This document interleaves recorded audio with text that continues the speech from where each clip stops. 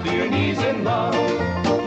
There's a tree house in the meadow below the mountain peak, the perfect place for lovers when they play hide and seek. There's a covered bridge at Cripple Creek where the horses always stop. Between the tree house and the covered bridge, that's how Mom won Pop by making love in the country where skies are blue. All you'll be dreaming of are the birds and the bees and the flowers and the trees till you're up to your knees in love. There are roses on the trellis and the scent of new mown hay.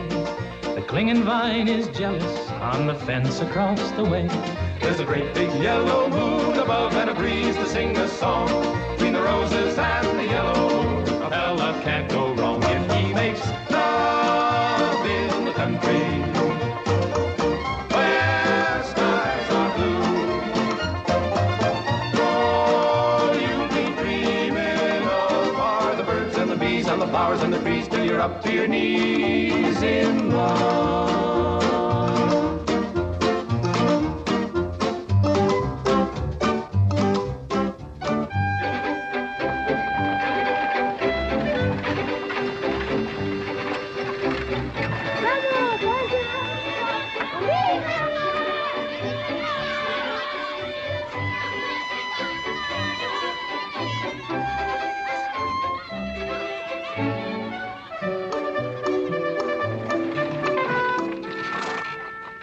Lord to goodness, not again.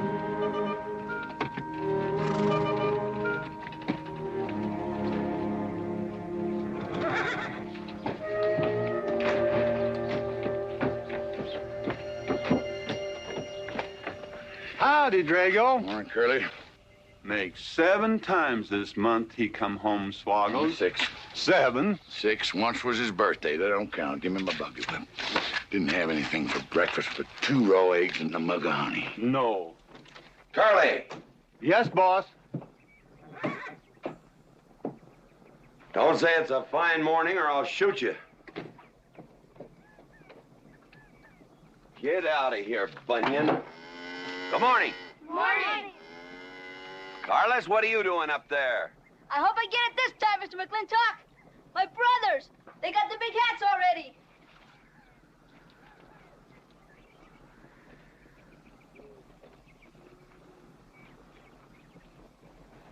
All right, let them have at it.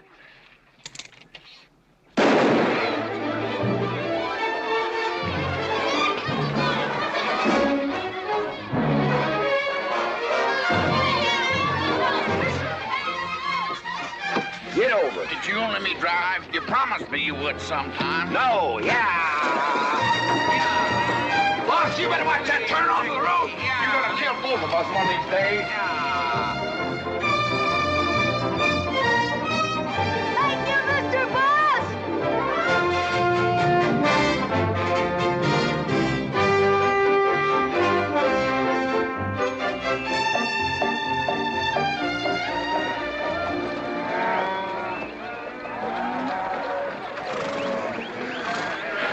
You got cattle in the bank, boss.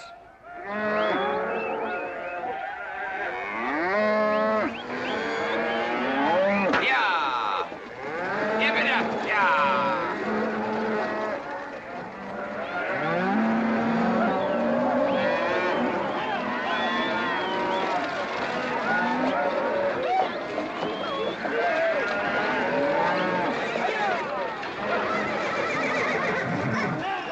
Keep 'em going.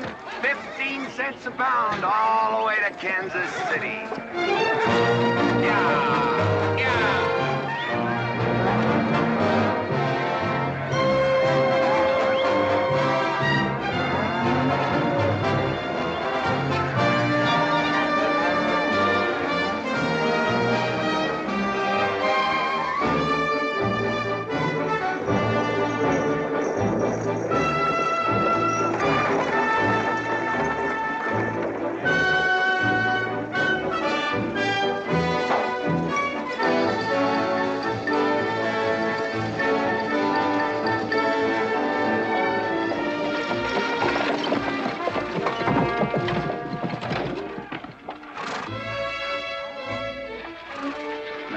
There's one old pensioner I wished you would pass up.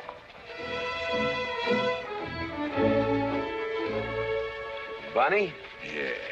I knew where I'd seen his face before. He's an old timer. He's just been around town a couple of years. Oh, you have no milk of human kindness. Morning, Mr. McClintock. Morning, Bunny. Well, I can see you're in good health. Never felt better. Contrary to what you may hear. Me, my kidneys ain't what they used to be, and my liver's been leaving me billies. Drago?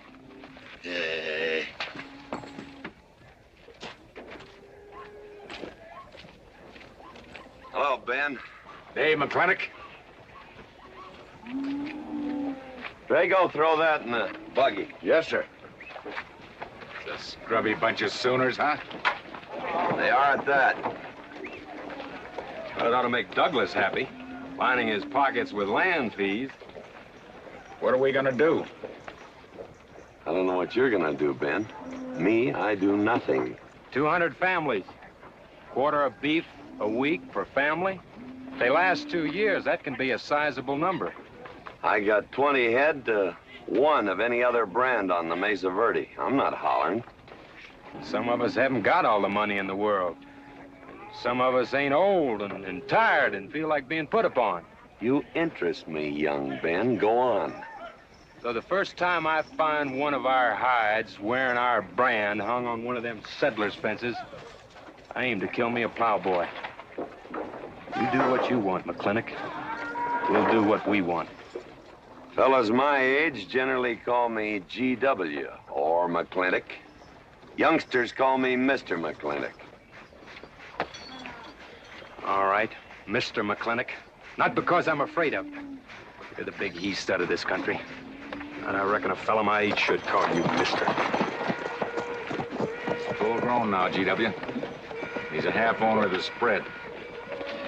I made him a full partner the day the doc gave me the long face.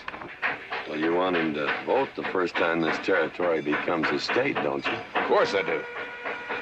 These settlers get burned out, there'll be a lot of hollering that this country's too wild to be a state.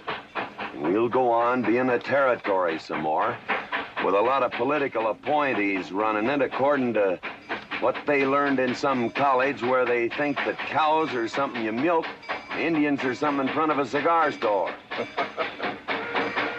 I'm looking to you to hold young Ben down. I'll do what I can.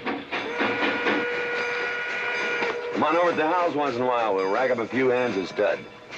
GW, that'll be just fine.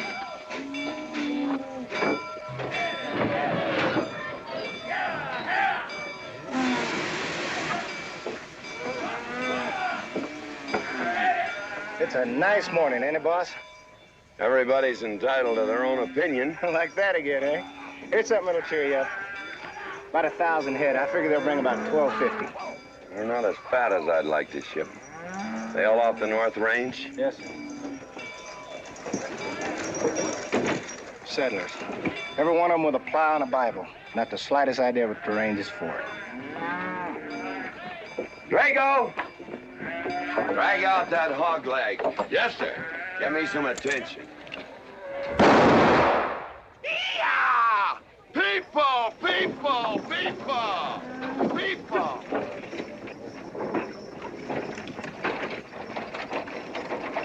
Come on, all of you. Gather around. People, come on. Gather around. I'm McClintock. You people plan to homestead and farm the Mesa Verde. Yes, sir. The government give us each 160 acres. The government never gave anybody anything. Some years back, a lot like you came in.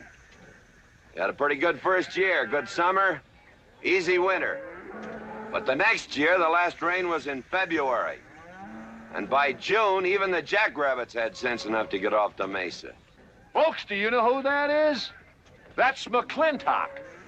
George Washington McClintock. I told him that, Douglas. He controls the water rights on 200 square miles of range. You know that lumber you got? It came from his land. Cut by his loggers and milled in his mills. Douglas, I come close to killing you a couple of times when we were younger. Saddens me I didn't. Can you imagine a man who owns all that? Oh, and mines, too. I forgot to mention them. All that. And he's begrudging poor people a measly 160 acres. That right, Mr. McClintock? You begrudge us a little free land? There's no such thing as free land.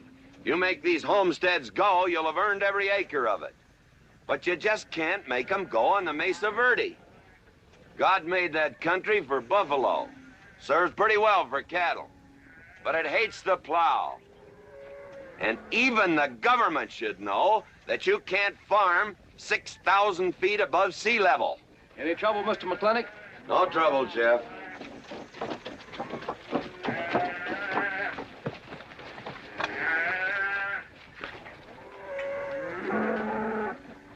How about you, Douglas? Douglas? Just plain Douglas, eh? And you call him Mr. McClintock. Why? Well, Douglas, I guess it's because he earned it.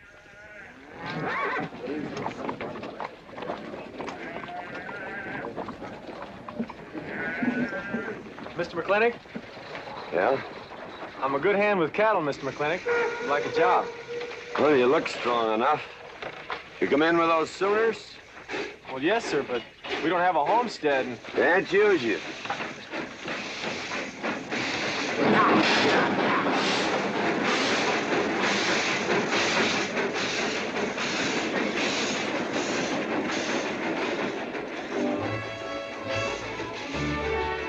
Tough life, ain't it, Sonny? Hell, ain't much future in being a farmer around these parts.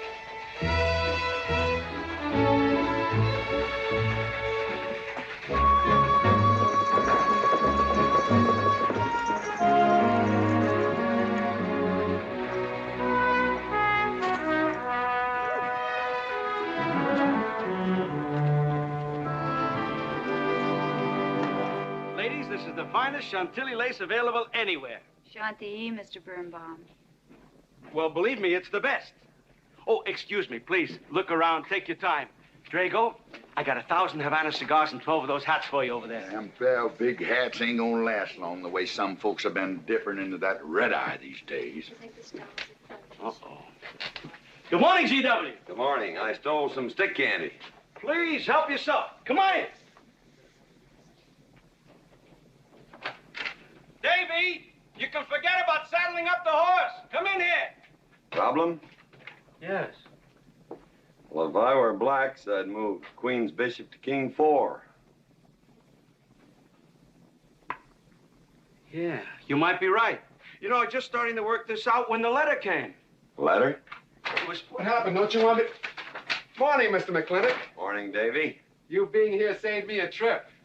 Oh, that hat and suit of clothes you picked out for my birthday? Well, instead of this cowboy hat, I'd like to have this one. If it's, all right with you, sir. Oh, that's all right with me, Davy. Of course, that looks like the kind of a hat a fella'd wear down Main Street to start a fight. Oh, I don't need a city hat for that. All I have to do is walk down the street and some wiseacre will call me an Indian, and just like that, the fight's on. Davy, the letter, it's for you. And you are an Indian. Yes, I know I'm an Indian. But I'm also the fastest runner in town. I've got a college education, and I'm the railroad telegrapher. But does anybody say, hello, college man, or hello, runner, or hello, telegrapher? No, not even hello, knothead. Davy.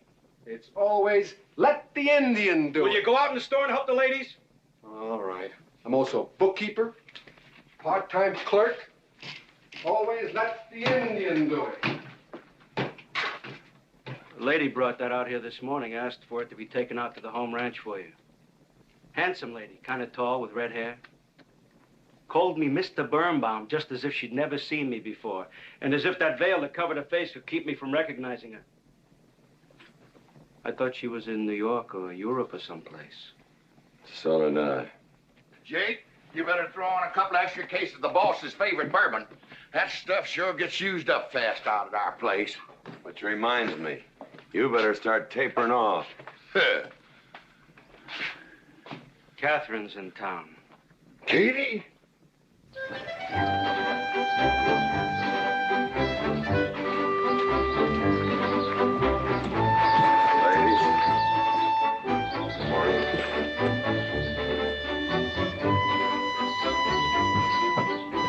Morning, Mr. McClintock. Morning, Mr. McClintock.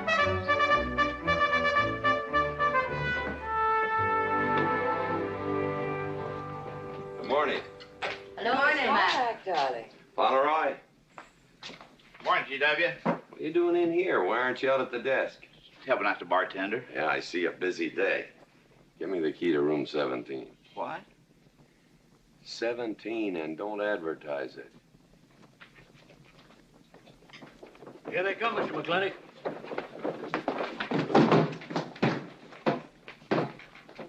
Set 'em up. Here, whiskey. Day off? Off day.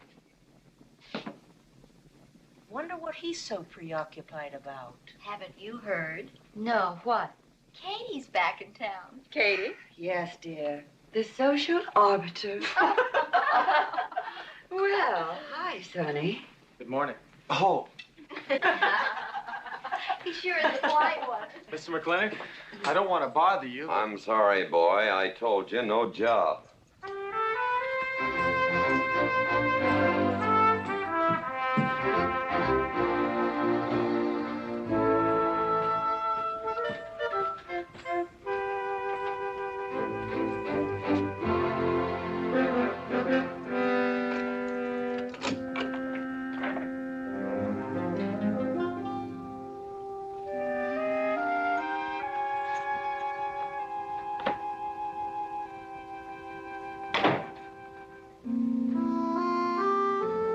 Catherine?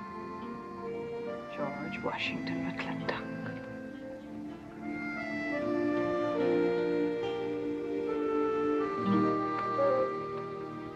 I thought you'd want this.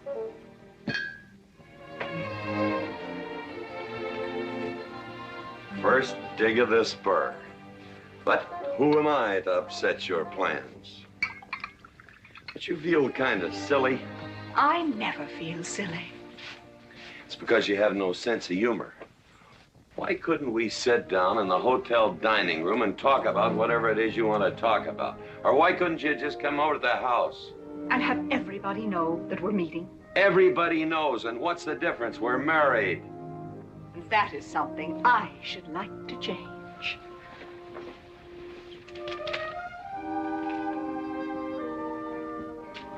You know the answer, Katie. That isn't why you sent for me. Let's get to the rat killing. Oh, that's just the kind of remark that's always endeared you to me. Let us open the discussion. Very well. Our daughter is coming home in a few days. Or rather, she's coming here. It was just a slip of the tongue that made me refer to this ugly hamlet as home. Our daughter. Is it so hard to say her name? It's Becky. Rebecca! I hate that name. Anyway, she's coming home. And I hope to persuade you to let her live with me. Part of the time in the capital, part of the time in New York, and, of course, Newport during the season. You're whistling in the wind, Katie. If she stays here, she'll become just as crude and as vulgar as all of this country. And if she goes your way, she'll be all show and no stay. Oh.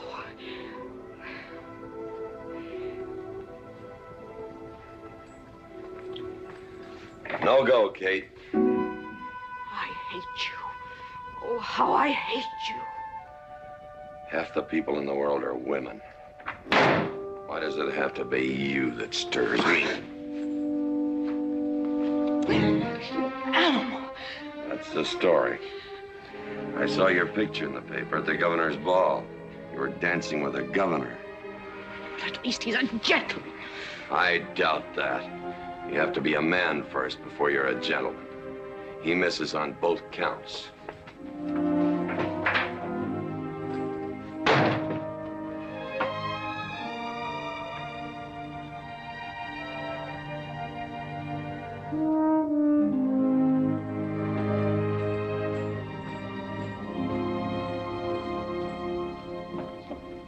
Hey, Sonny, you gonna ask him again?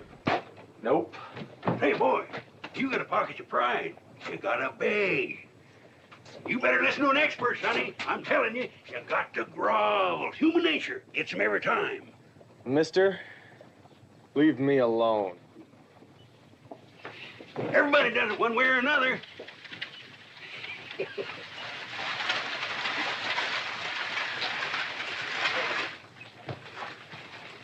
About that job, Mr. McClintock. I already told you, son, I've got no need for farmers or use for them. Just 1 minute, Mr. McClintock. My father died last month. That's how come we lost our homestead. I've got a mother and a little sister to feed. I need that job badly. What's your name? Devlin Warren. Well, you got a job, son. See my home ranch foreman. He's over at the corral.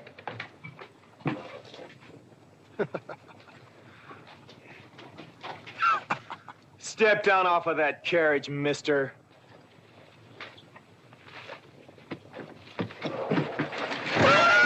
Oh, that hog leg. I've been punched many a time in my life, but never for hiring anybody.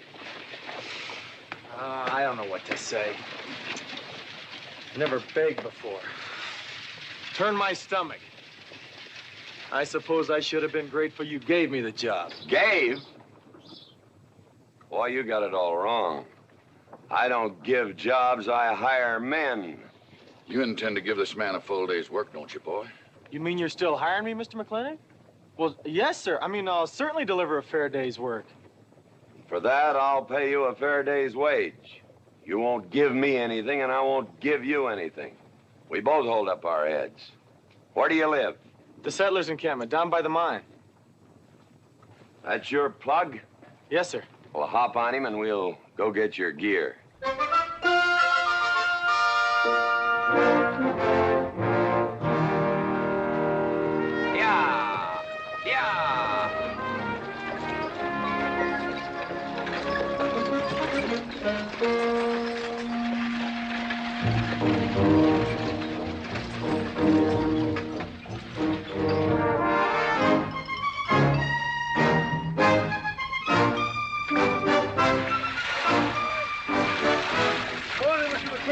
Morning, Mr. Poor Boy.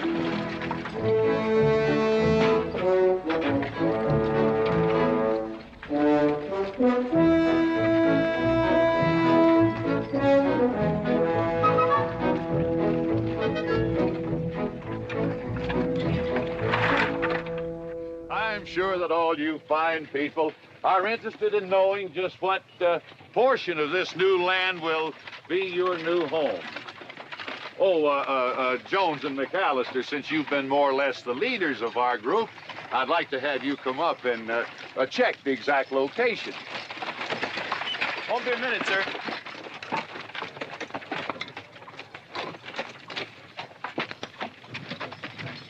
Go after that boy and give him $30. Tell him McClintock pays these riders a month in advance. From the looks of things, they could sure use it, too. Oh, Mom? It's Mr. Drago. More. Well, and what do we owe this visit from the cattle baron? I've got a touch of hangover, bureaucrat. Don't push me. Oh, backman!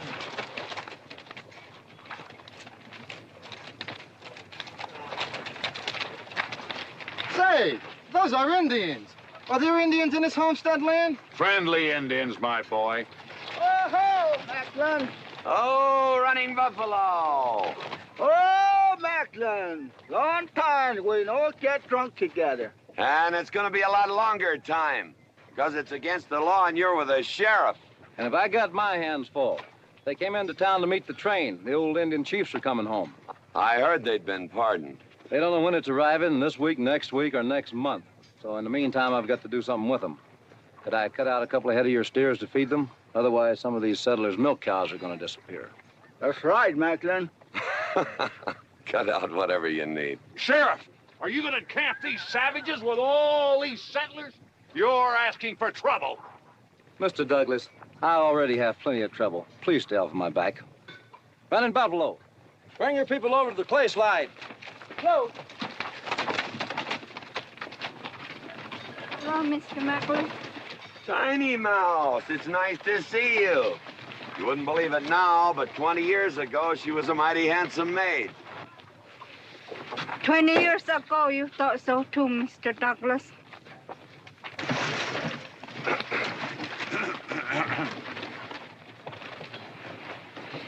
It was just like this. I had a dead beat on old running buffalo, and my sharp 50 caliber misfired.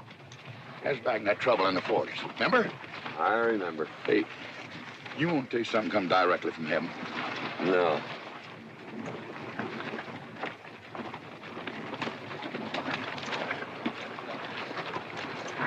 Where'd you get this? That boy's mama baked them. You thinking the same thing I am? She's a widow woman, boss, and she's got a long, hard road home. Hire her.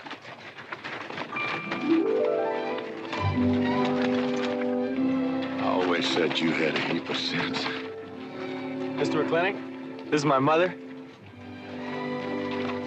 Your mother? And my sister. Pleased to meet you, Mr. McClintock. Ma'am, this here's my boss, and he has a few choice words to say about your biscuits. Yes, Mr. McClintock? Huh? They're great.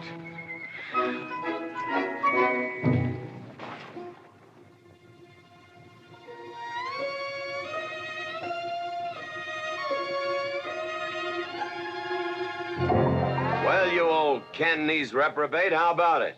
Fire me? I kill myself. I'm not talking about firing you, I'm retiring you. You've been rustling food for us for 30 years. We're gonna put you out to pasture. All you'll have to do is give advice. Be one of the family. I kill myself. I may save you the trouble. But, Ching, you kill yourself, I'll cut off your pigtail and you ain't never gonna get to heaven. I'll be one of our family. I give you my solemn word. But you call me family. Drink too much, get in fights, yell all the time. Cut off his pigtail. All right, I'll be one of our family. Giúp lấy đó. Phải là giúp lấy đó. Giúp lấy đó, hai. Cảm ơn.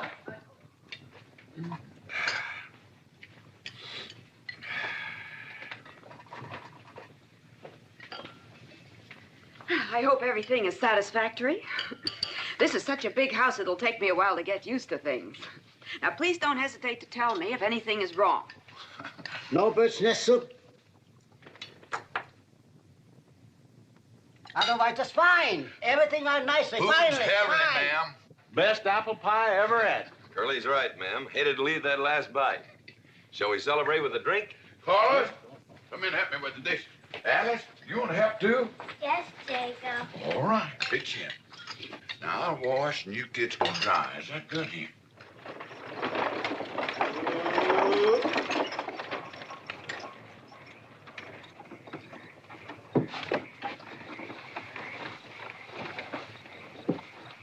Don't seem possible one woman could use all them clothes.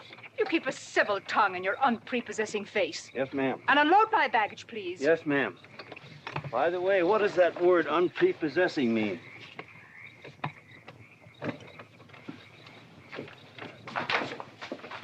Miss McClintock. Oh, hello, Carlos. Run and help the driver with my luggage. I couldn't trust anyone else in this house to do anything correctly. Luggage? Give him a hand, Curly. Yes, boss. Mr. McClintock? Are you moving back in? Yes, but nothing has changed except my place of residence. And I'd be willing to put up with savages rather than be denied the company of my daughter. And I'm proving that by moving in here. Mr. McClintock, since it's my first day, would you excuse me if I, Go ahead. Oh, Catherine, this is, Dev Warren. He joined the outfit today. Please, ma'am. Thank you. Well, how refreshing. A polite young man here. Where did he come from? He's a farmer. A farmer? Well, I'll be doggone. Kate, welcome home. What on earth are you doing in that idiotic-looking outfit? And don't you dare call me Kate. That's my butling suit. I'm butling for the boss. And I'm sorry, Catherine. That Kate kind of slipped out from the times I remembered you as being nice people.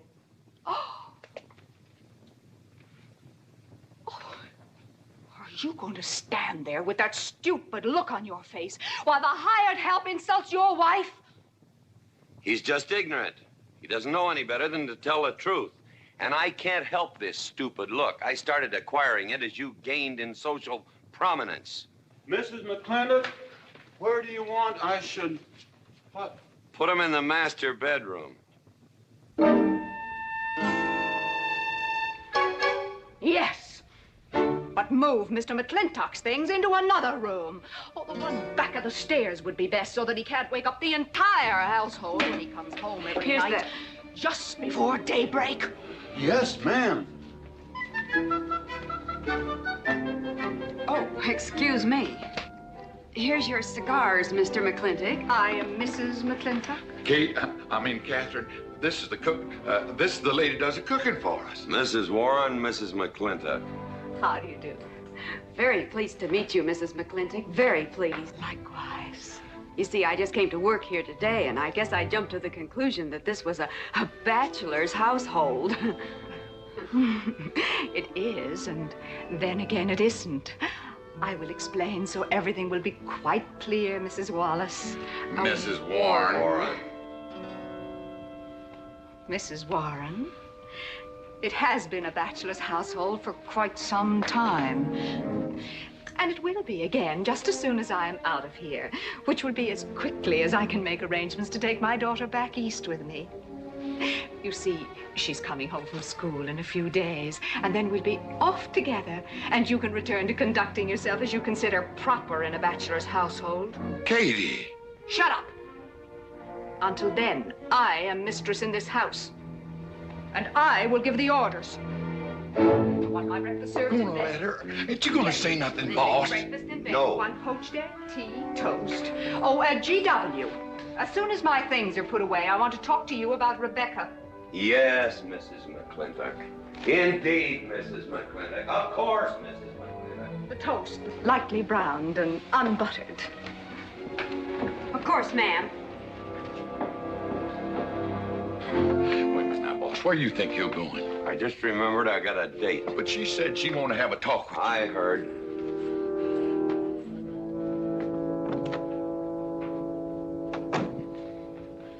Good evening, Lem. Good evening, Mr. Mack. Yep.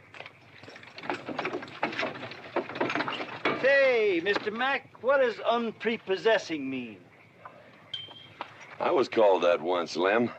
Looked it up in the dictionary. It's best you don't know what it means. Uh-huh. Thank you. You're up.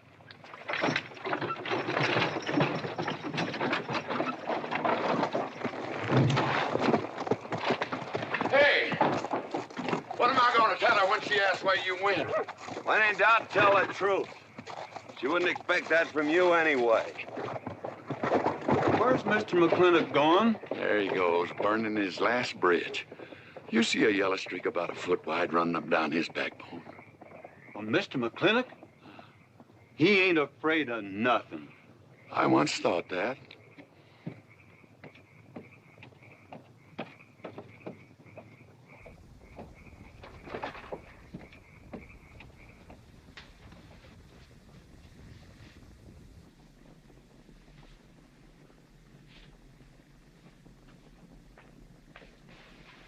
Drago? Yes, ma'am. Was that, He took off, lit out. I told him I wanted to talk to him. Yes, ma'am. I was standing right over here when you said it, and I was standing right out there on those front steps when he walked up to a horse, grabbed a hunk of mane, stepped up on him, and sunk spur. Where did he go?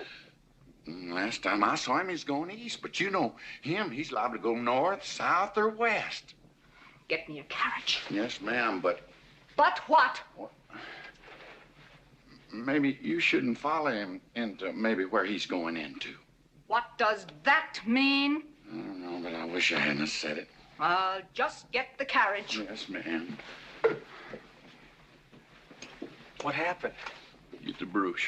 Baruch? Hitch it up. She wants to go to town. But Mr. McClintock never said anything to me about it. Look, young fella, I'm the ramrod around this place, and you better start giving me a yes, sir. You're gonna get the roof of this house pulled down on your head. Yes, sir.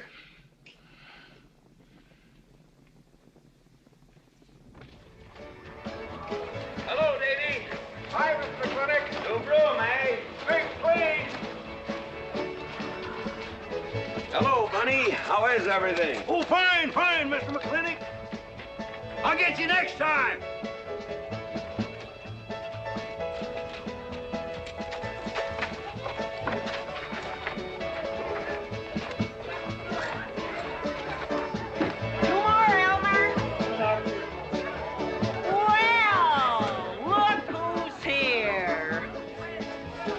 it be, Mac? Same as usual? Ladies. Evening, GW. Jake? Wrong move. What? Chess problem. Queen's in danger.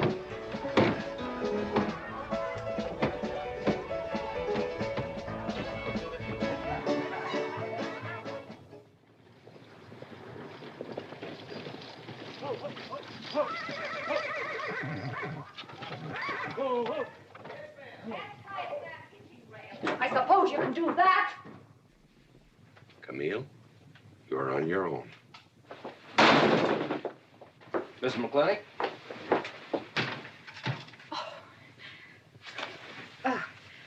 I'm Camille. Camille Reedbottom. I'm learning the game of chess. Thought it would give me something to pass the time. See, I have nothing to do all day long, and I just remembered something.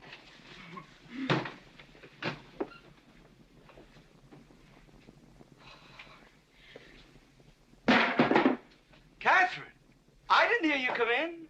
Mr. McClintock, I told you that I wanted to talk to you. Not now. Could I get your glass of sherry, Catherine? Oh, thank you, Mr. Birnbaum. I could use one. I came into town behind a runaway team. Drago never could handle horses. It was that young man whose mother pretends to be your cook. Catherine, your wine. Oh, thank you, Mr. Birnbaum.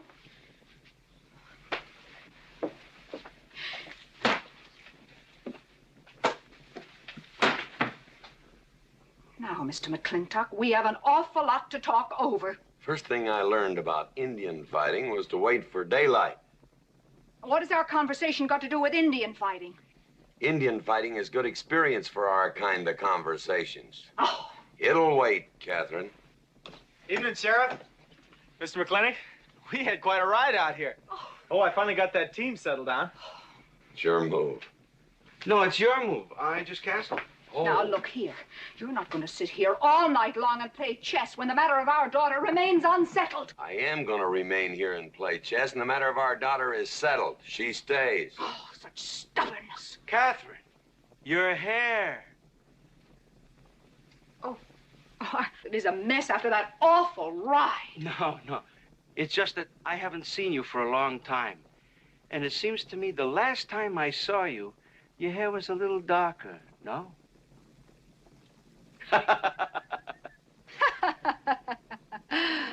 It's a funny thing that tricks a man's memory will play, huh?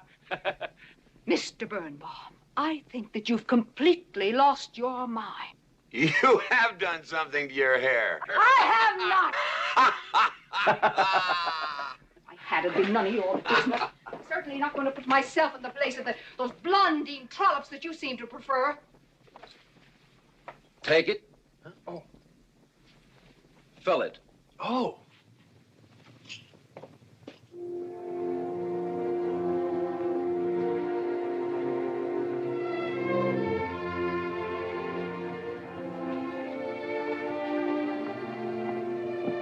Morning. You fellas still at it all night? A McClintock never quits. But a Birnbaum has to. Besides, the game is over. You got me. Oh, no, Mr. Birnbaum. You still got a good game. Oh, you play chess. Please, take 'em.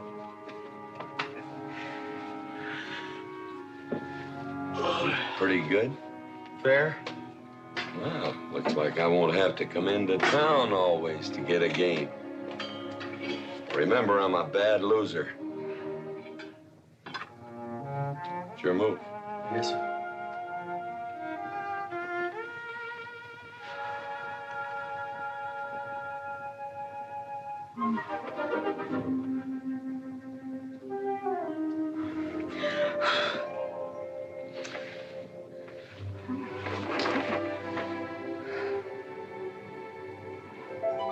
Good morning.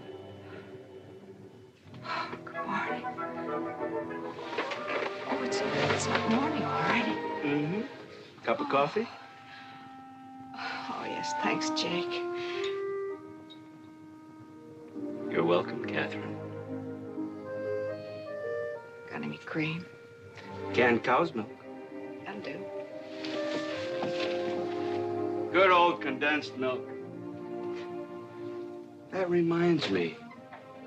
I was cleaning out my desk the other day.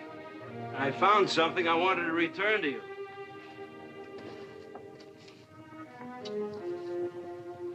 Here it is.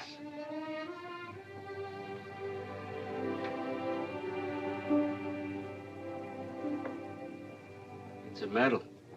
Remember? From the President of the United States of America to First Sergeant Michael Patrick Gilhooly for bravery above and beyond the call of duty. It's your papa. Reminds me of the first time I ever saw you. It was over 17 years ago. You walked into my store, not much bigger than the bundle you were carrying. And in the bundle was the most beautiful baby I ever saw. And was she hungry? You walked all the way from Superstition Creek just to trade me that medal for a case of canned milk. GW was off somewhere as usual, fighting Indians. Sheriff! Sheriff Lord! Well, have you seen the sheriff? Kind of early for him. To try his house? Why did I think of that? Looks like Birnbaum's is open. Maybe somebody in here knows. So there you are, Sheriff. I told you you were headed for trouble.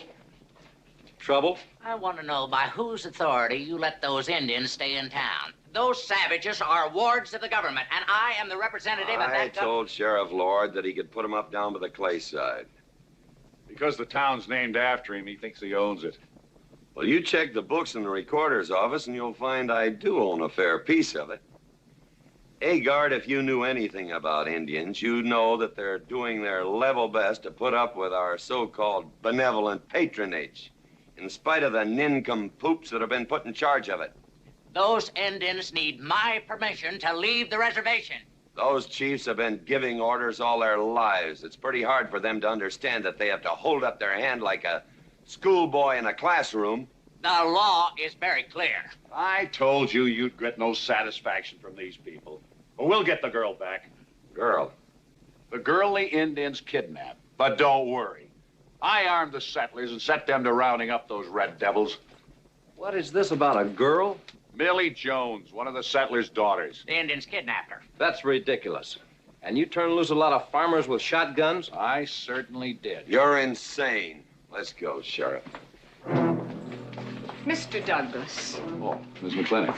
much as I hate to agree with GW about anything, you haven't changed a bit. You're still an hysterical fool. Come into town, I got worried. What about? Thought maybe Katie shot you. Not yet, Drago, but it took restraint. Wait a minute. We better take Agard along. Not that he'll be much help. Drago, have him on the horse. Just a minute. Well, I'll drive. Yes, ma'am. Agard, what are you doing? Agard, this is serious. Stay with him, Agard. Stay with him. Agar, will you stop showing off and getting this buggy? Mercy. Mercy. That horse is a little green.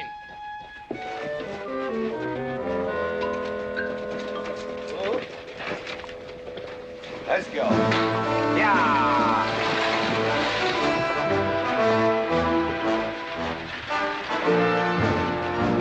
Just where do you think you're going? Don't use that range, boss. Tone of voice with me.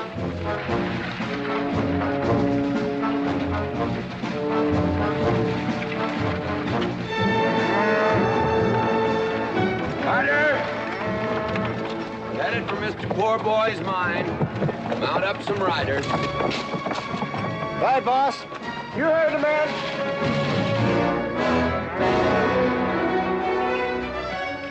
I don't like it, Mr. McClintock. I don't like it one bit. What don't you like? They're planning to hang an Indian.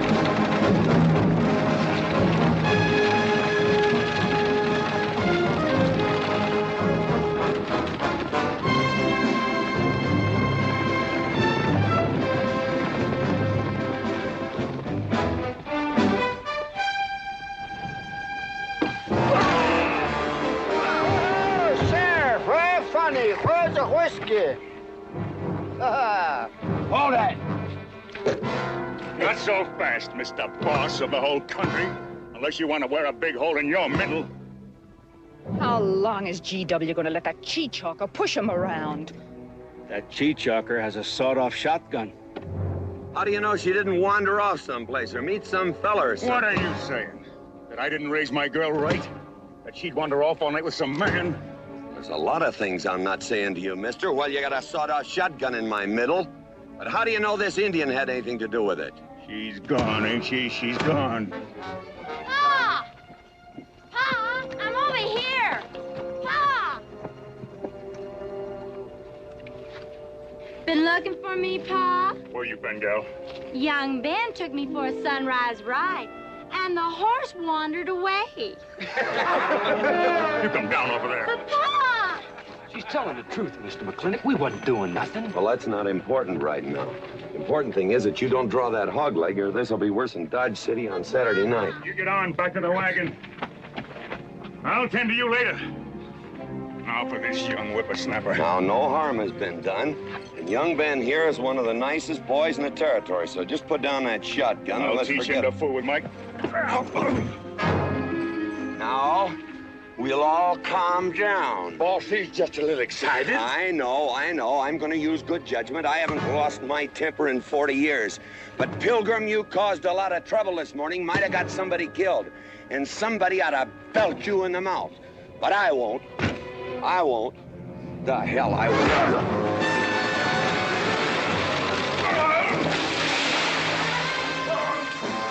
Mechanic Rider!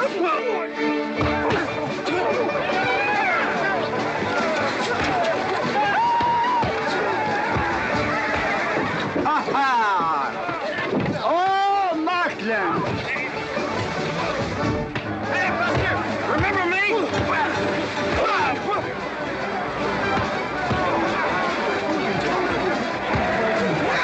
Hello, sir. Nice party.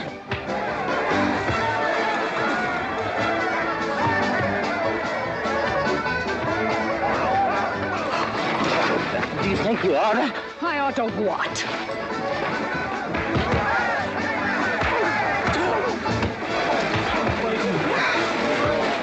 Why, you...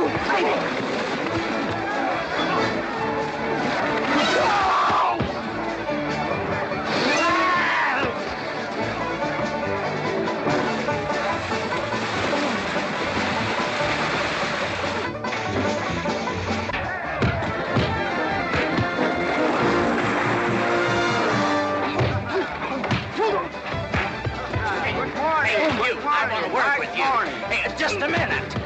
What are you doing? My glasses. Hey, now stop this or you'll be sorry.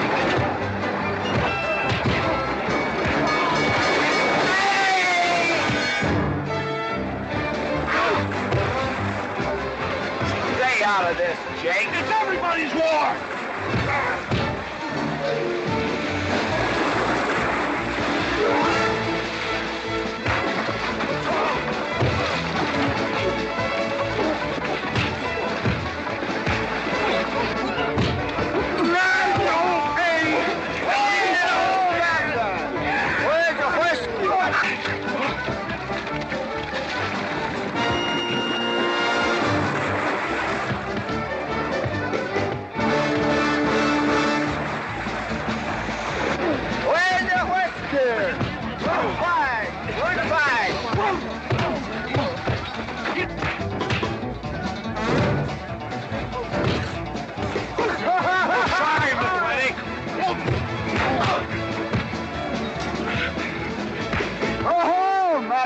Thanks.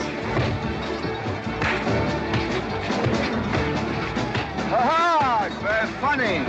Yeah, very funny.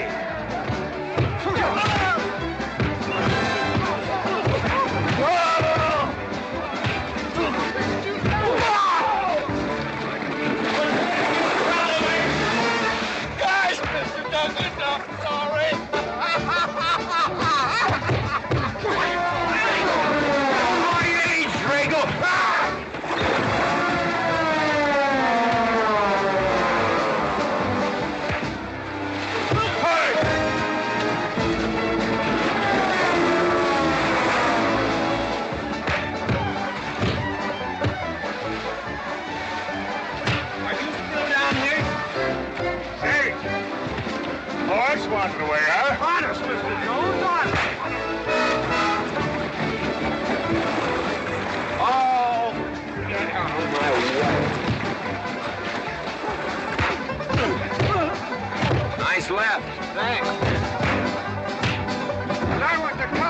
guess you don't need college. You're not getting me down there.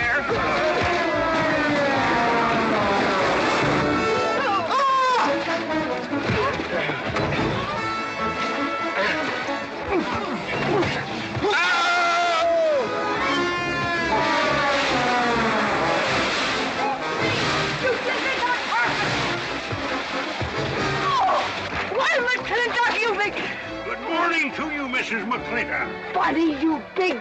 Yowie!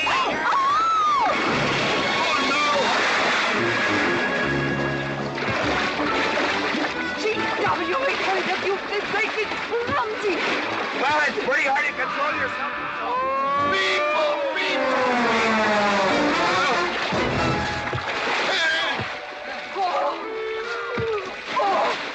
Oh, Macklin! Oh, Macklin! What's party? No whiskey. We go home.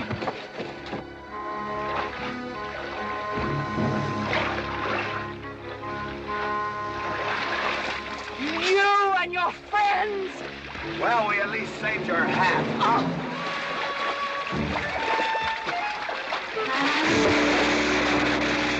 Where is everybody? Oh, for heaven's sakes.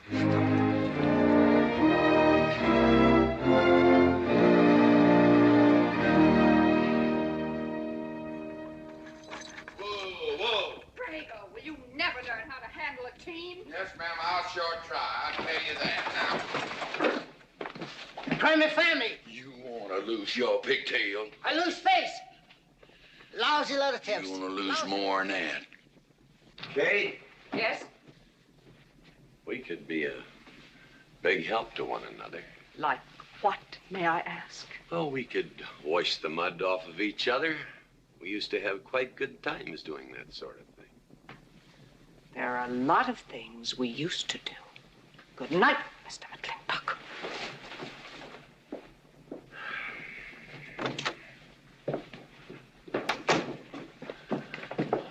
Any luck? What are you talking about? I mean, divorce. She still wanted you? Yeah. You know something? Women are funny. She fought like a wildcat on your side out there this afternoon. Come home, she slams the door in your face. That divorce business, is that what you get when you pay a woman not to live with you? That's about it. Some women I've known it'd be worth it. You know, if we had any moral character, we wouldn't be standing here covered with mud drinking when we should be washing. GW. Drago.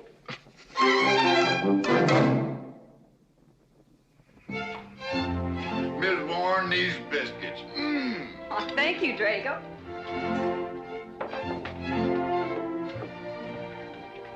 Good morning, Mrs. Warren. Good morning, Mr. McClintock. Breakfast for the boss? If that's the way you want it, Mr. McClintock.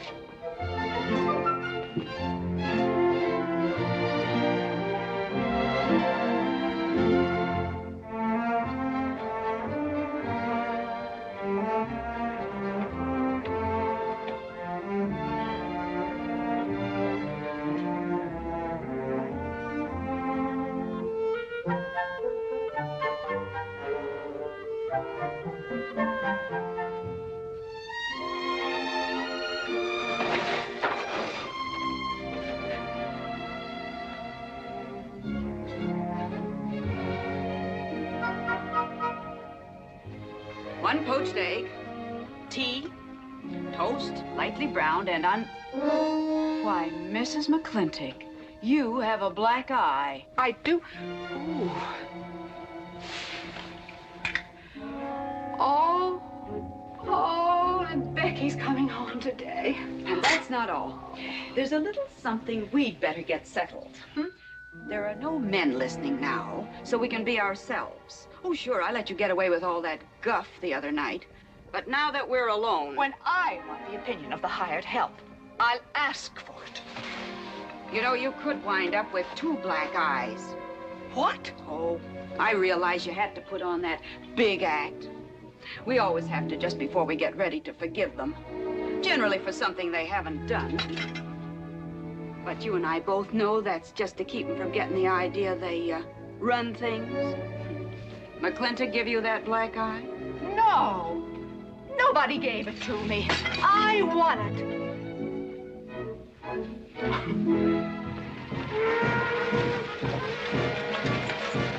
Morning, Davy. Morning, Mrs. Beach. Mr. Beach.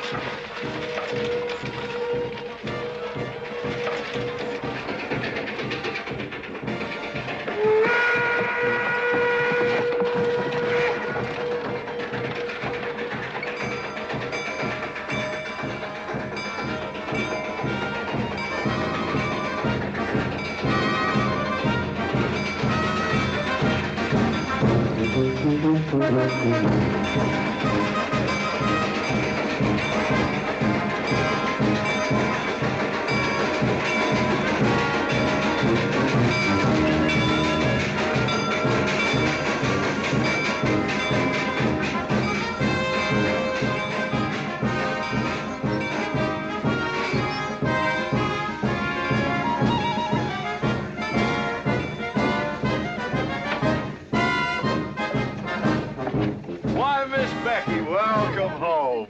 Hi, Dad. My boy. Good to see you again. Daddy! Well, Daddy! Oh. It's been 2 long years. I guess I'm gonna have to stop calling you Tomboy. Oh, Becky. Mama! Oh, Mama. I wasn't sure you'd be here. Oh, I've been here a few days. Oh, Becky, I bought you 3 of the most beautiful dresses. Uncle Drago! Oh! did you bring your old uncle a coming home present? Sure did. What is it? A mustache cup. And what did you get me? Prettiest Palomino pony that ever packed a saddle. Broke the stand, drowned, tie in the counter. Oh! Uncle Jake! Oh! What are you doing in Mr. Douglas's tuba? Oh, Mr. Douglas had a little accident. I brought you a whole shipment of licorice sticks. But now that I've seen how much you've grown, I think we better exchange them for a couple of bolts of dress goods, huh? Thank you. Oh, the mayor was going to be here, but he had to go to the territorial capital on a horse theft matter. But I'm going to give his speech. Oh, and don't worry about the mayor. I'm sure that he can find a bill of sale for the horse.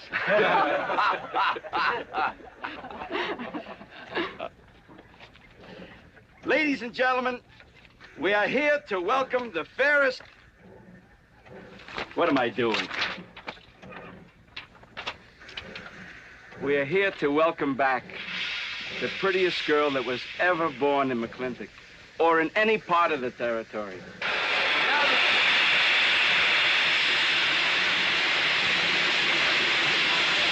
Hey, Davy! Yeah? Got something for you. Yardmaster up at the junction told me to let him ride, so I locked him in here. I've had my scalp a long time, and I aim to keep it.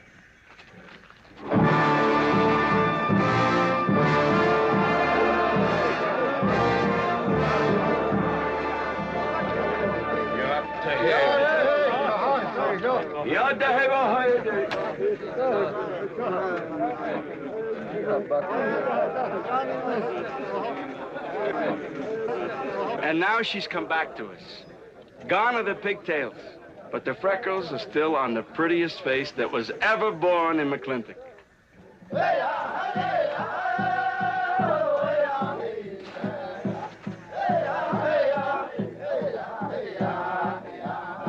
Hey, that's Puma. And it's true. The government did turn them loose. Good old Puma. I'll never forget when he brought GW home. Your father had a hole in his chest and 104 fever. Of course, they weren't very mannerly about it. He came past the house at a high lope and threw him on the doorstep. And you do remember them good old days, don't you, Katie? Catherine.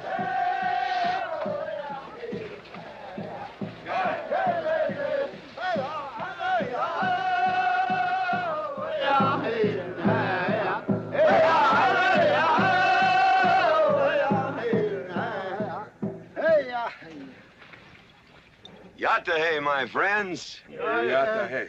Puma, honored enemy. Does Big McClintock forget? Also blood brother. No, I'll never forget that. All wound. Does it hurt still? I feel it when it comes on to rain. An inch higher and I wouldn't have had to worry. Our Big McClintock, that was remembered fight. We return with news.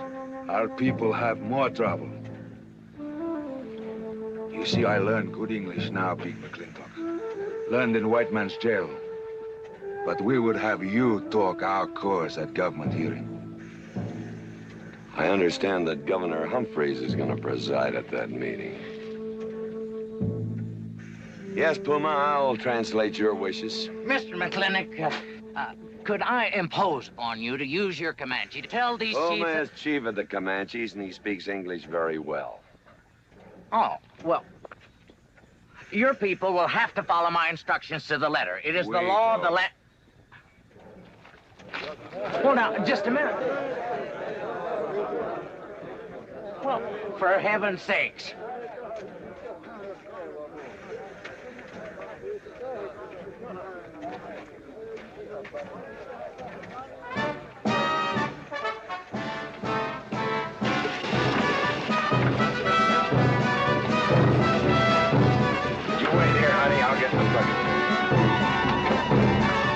McClintock party? Surely. Will I see you there, Beth? Of course, Davy, and you can have the first name. Sis? Don't want any sister of mine talking to strangers. Davy's not a stranger. He clerks in Birnbaum. He's an Indian.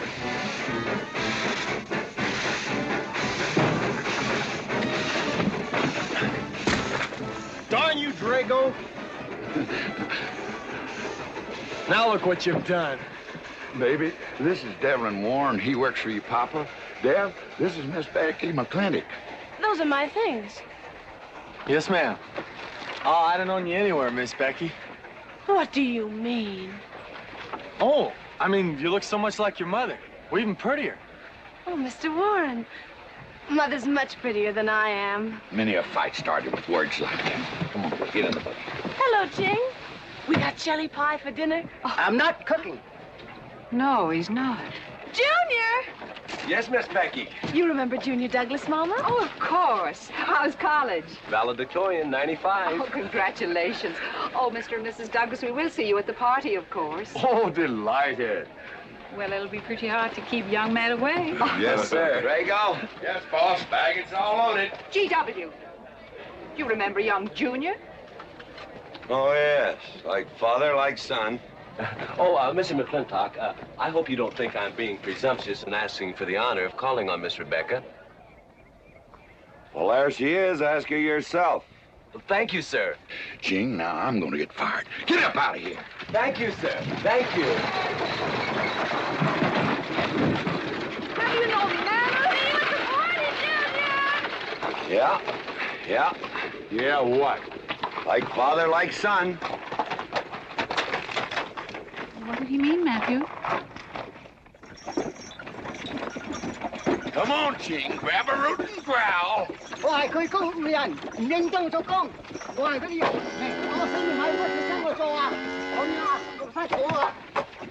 you're doing a good job, Miss McClintock. Thank you, Miss Flora.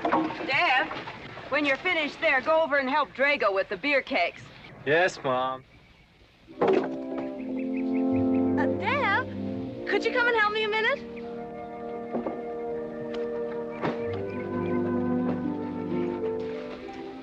I certainly was surprised to hear you went to college. Why? I don't know. Junior says Purdue's a good college for a backwater place like Indiana. Well, he did indeed. Oh, could you do this? I can't reach it. Why didn't you finish college? Lack of funds. My father got sick, and he had to come out west. So we took out a homestead. You know, your mom's sure cute. It's too bad you didn't inherit her eyes.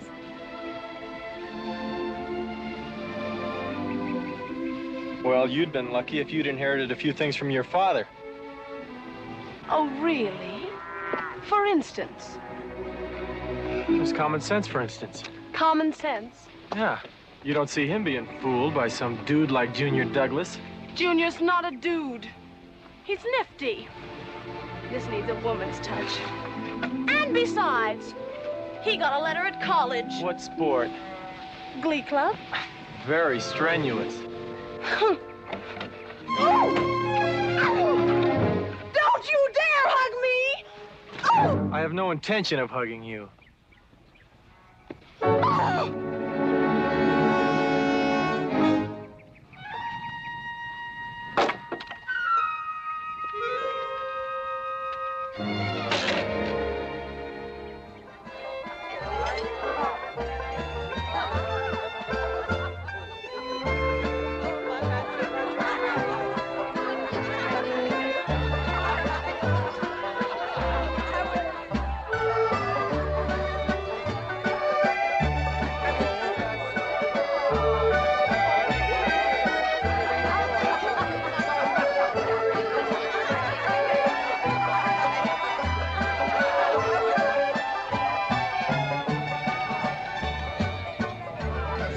Ladies all look lovely, Catherine. You know, this is a real fine party. Oh, thank you, Ben. Of course, we had to invite everybody. Just everybody. Sorry, GW, but this one's mine. Well, thank you, Mrs. Warren. I guess I'll have to be a good host in my own home. Well, the next one's yours, Mr. McClintock. Thank you.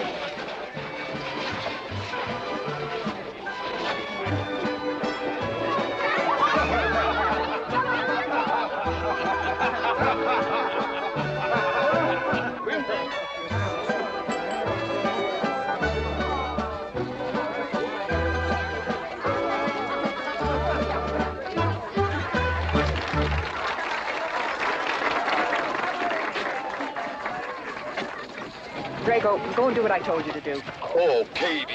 Catherine, and do as you're told. Oh, Drago, do this. Drago, do that. Yeah! People, people, people. This Douglas feller. Drago. Yes, ma'am. Matt Douglas, Jr. is going to bring you folks some of the latest terpsichorean dance steps, brand new, brought by him directly from New York City. All right, Mr. Fiddler.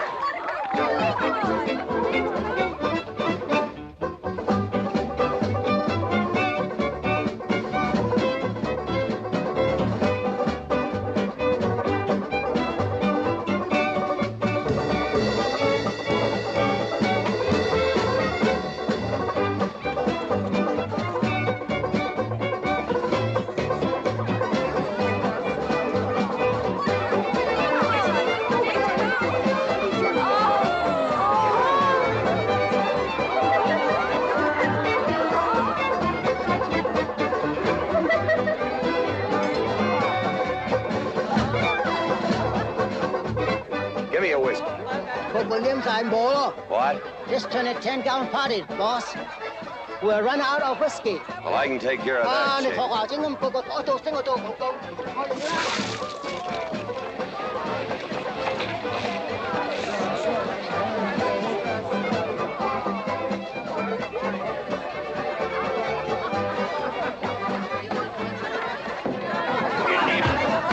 Indian.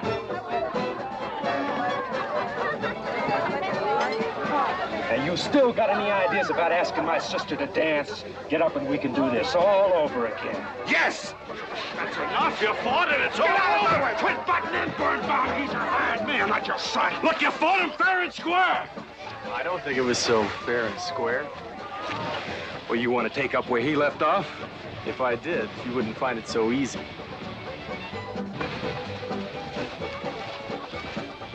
Now we've had enough of this. Well, when are you going to quit walking away? Just as soon as we're out of sight of the party. A little lesson I learned back home, don't fight in front of women. Well, we're out of sight now. So we are.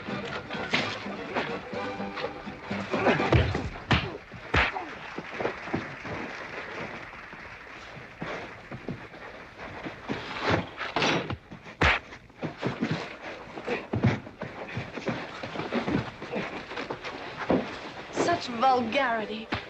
Someone should do something about it. You're right. Absolutely right.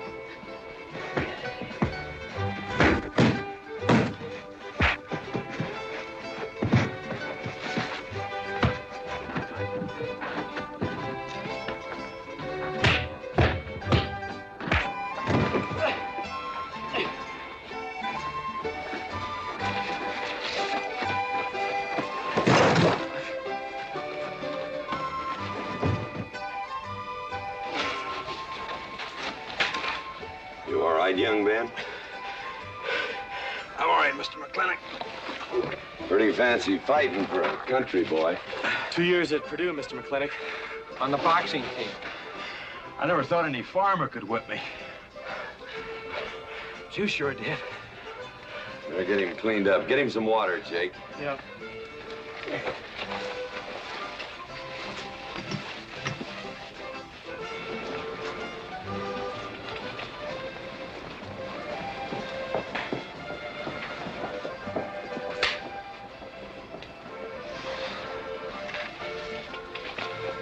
Get yourself cleaned up. Go ask that girl for a dance. Who? Oh!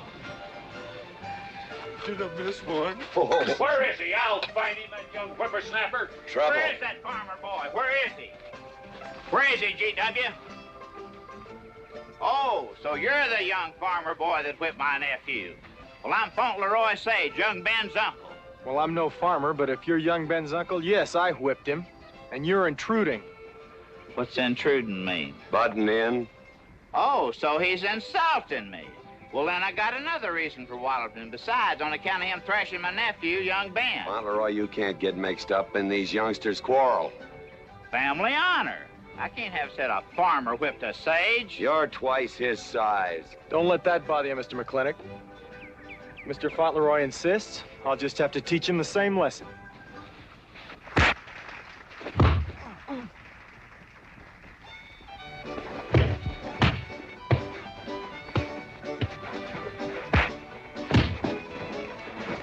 Say!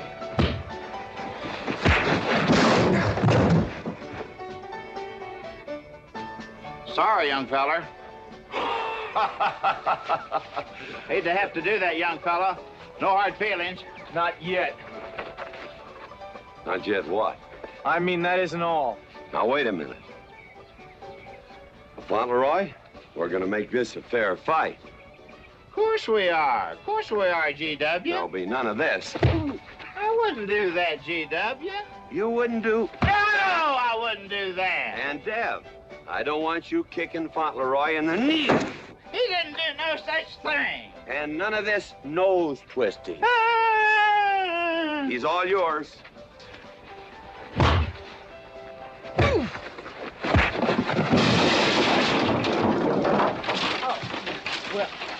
Well, where are my glasses? You all right, young feller? Ouch! I'm all right. This Indian agent will stop stepping all over me. I beg your pardon, G.W. You're just funning me. But I want you to know that boy fought me a fair fight. Well, I'm glad to hear that, Fauntleroy. Here's my uncle. Fauntleroy, what have you been doing? I hope my uncle didn't bother anybody. No bother. I think we'd better join the ladies before they get curious. Drago. Fauntleroy, let's line them all up for a do-si-do. Jake, you think tincture of arnica would help? Could be. Used to help you. Gentlemen, to the medicine cabinet.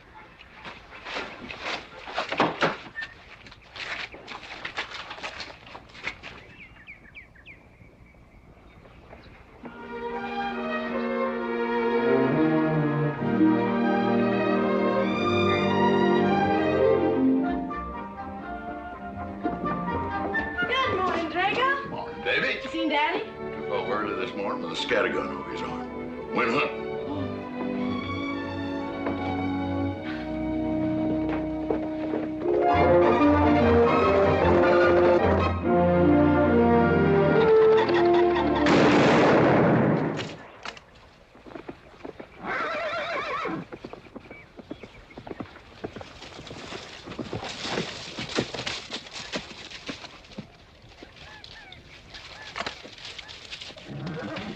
Morning, Daddy. Good afternoon. What gets you out so early? It's something I have to get straight in my mind. Yeah? What? Mama.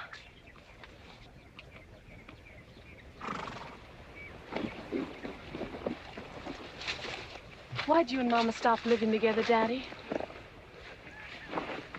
Why'd you separate? Aren't you going to answer me? No, It's sort of my business, I think. I don't. Is it another woman? Usually is. At your age, you always know what's usual. Is it Mrs. Warren? Becky, I don't want to start laying the law down your first day back home. But I'll have no more such talk.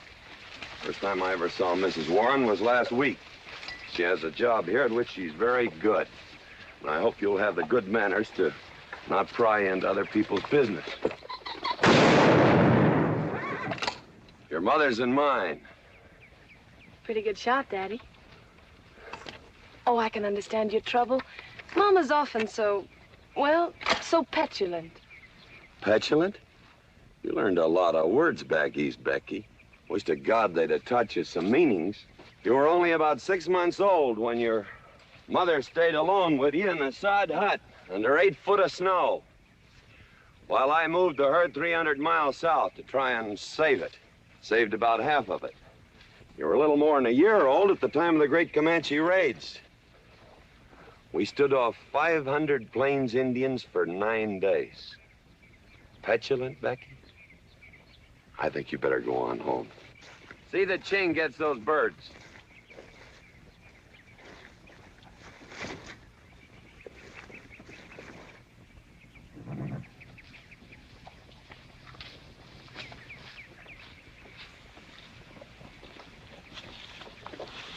Becky, come here.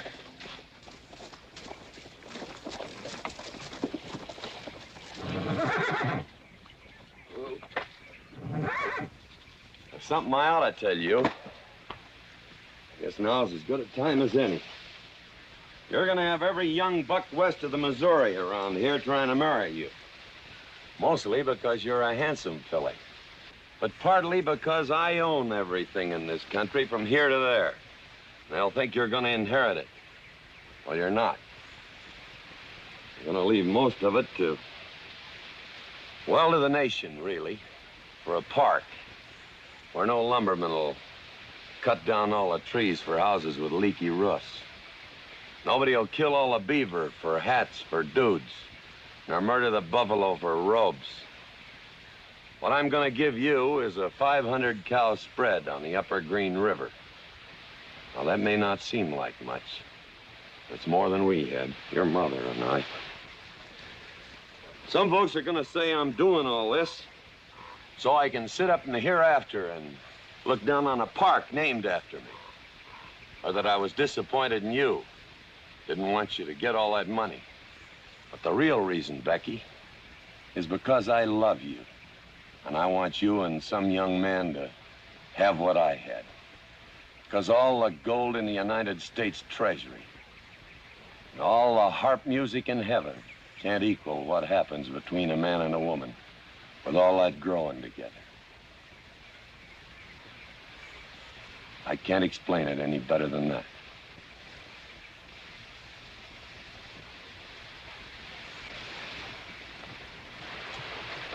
All right, Daddy.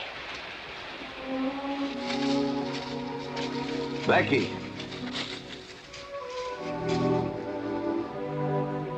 When you're as old as I am, you'll thank me for this.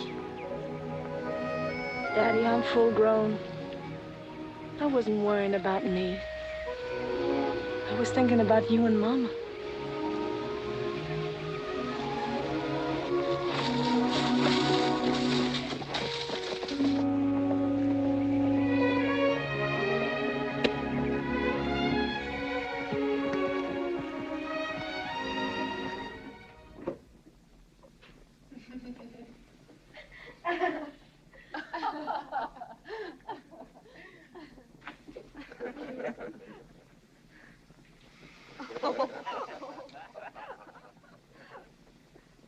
Oh.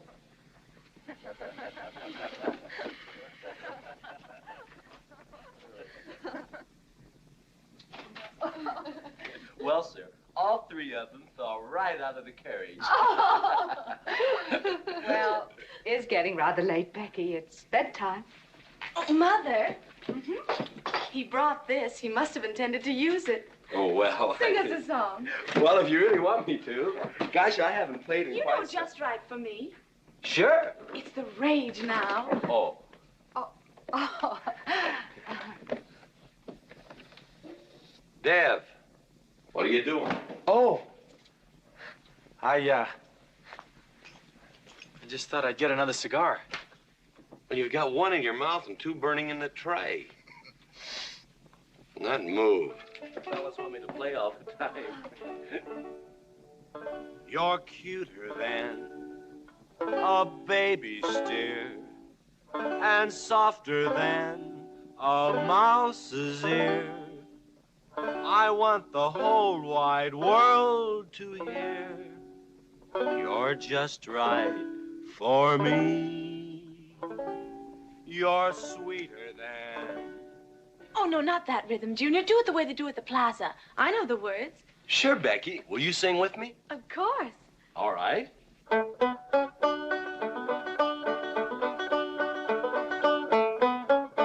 love a man who's witty and smart and clever. It's your move. Oh. Oh, Deb, you're playing like an amateur. Let's call it an evening. I'd like to know where your mind is tonight.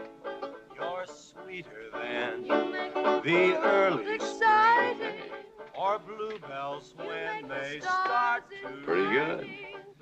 Voice like her father. Feel like a king, you're just right for me. Sweeter than honey, finer than wine. I'm sure they found you on that honeysuckle vine. I would melt in your embrace. You disappear without a trace. To die like this is no disgrace. This is the time. This is the place for you. Just right for me.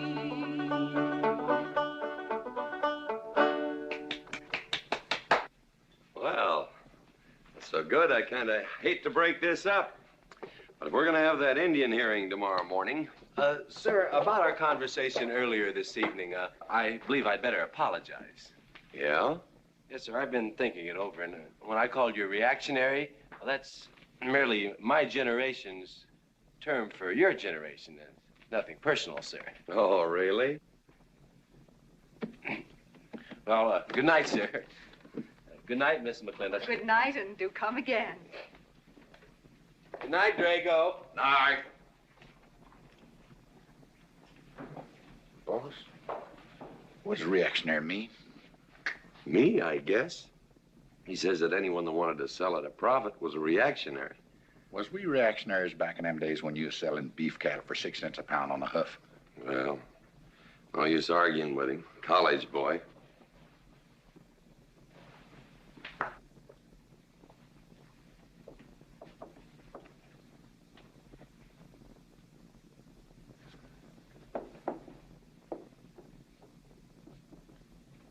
Devlin Warren, if you was my kind of man, you wouldn't let some dude walk off with the prettiest girl west of Denver without putting up some kind of fight. Does it show? Well, what can I do? I'm just one of her father's employees. I'm just a hired hand around here.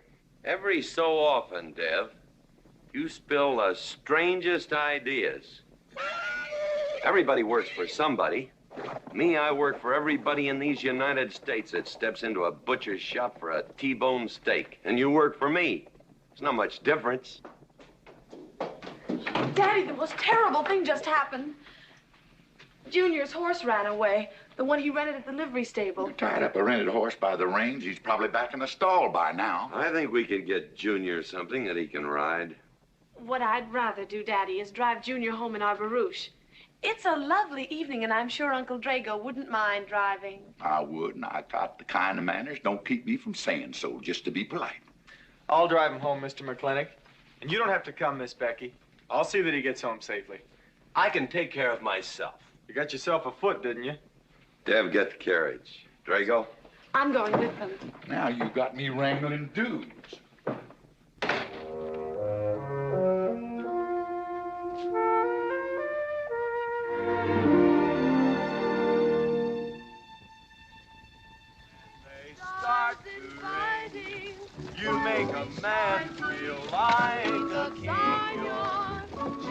fight for me. Miss Becky, somebody better help me watch the road. You know, I'm new around here. Might take the wrong turnoff. Devlin Warren, you know there isn't a turnoff between here and town.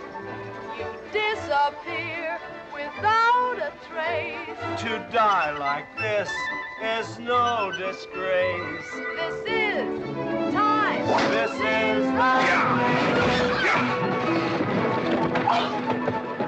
Devlin Warren, what are you trying to do? Kill us? Rather have your friend drive?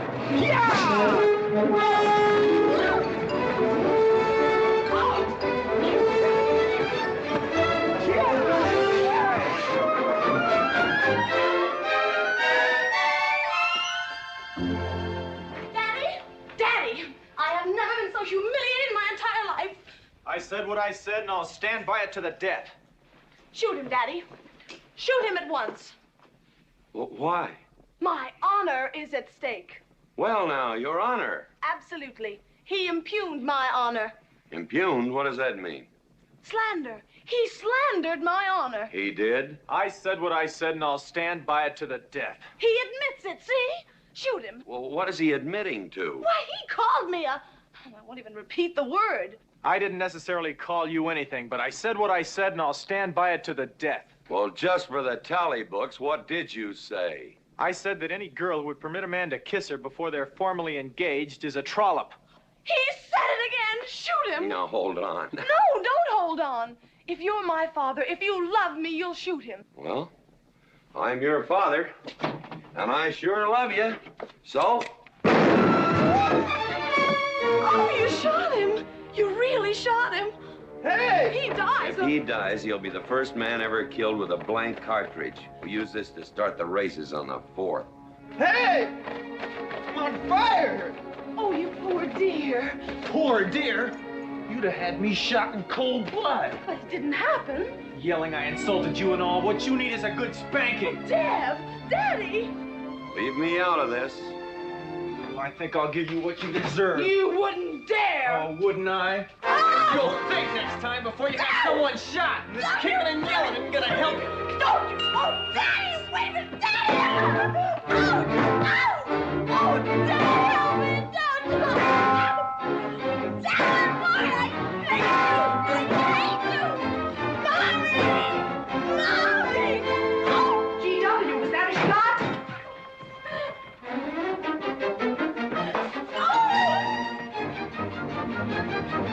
Oh! Becky, what happened? He spanked me!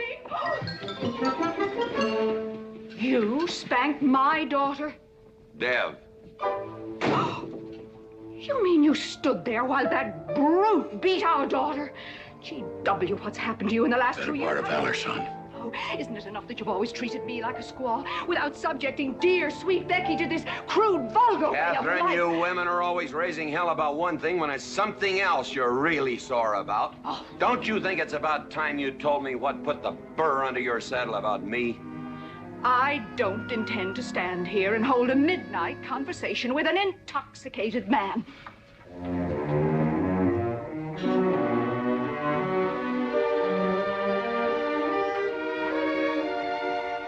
And I am not intoxicated. Yet.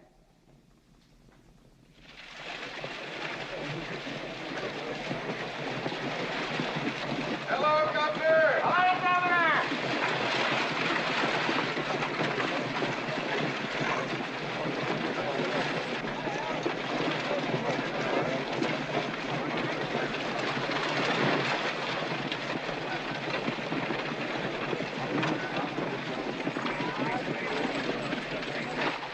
Chief Puma? Yes, Sergeant.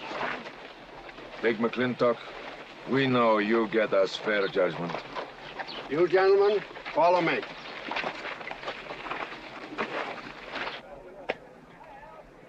Well, Jake? GW?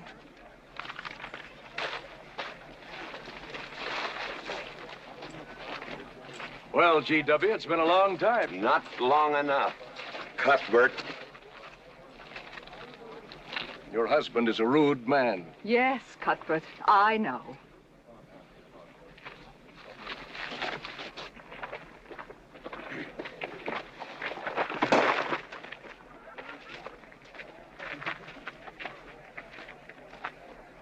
you want the Indians, Mr. McClintock? Mr. McClintock is not running this hearing. Sergeant, seat those Indians. Yes, sir. Gentlemen, be seated. You know, the whole tribe here want to come into town. Proceed, Lieutenant. This hearing is now in session. Governor Cuthbert Humphreys presiding. Good luck, Daddy. Afraid it's a packed court. Government Edict number 826 has ordered that the Comanche Nation be transferred from their present reservation to Fort Sill. It is the government's claim, as filed by Indian Agent Agard, that these chiefs, after being released from prison by a kindly government, did then rouse and incite defiance among the tribe against said order. It seems, gentlemen, that although some of these chiefs speak English, Chief Puma is quite at home in our language, they have chosen Mr. McClintock to be their spokesman.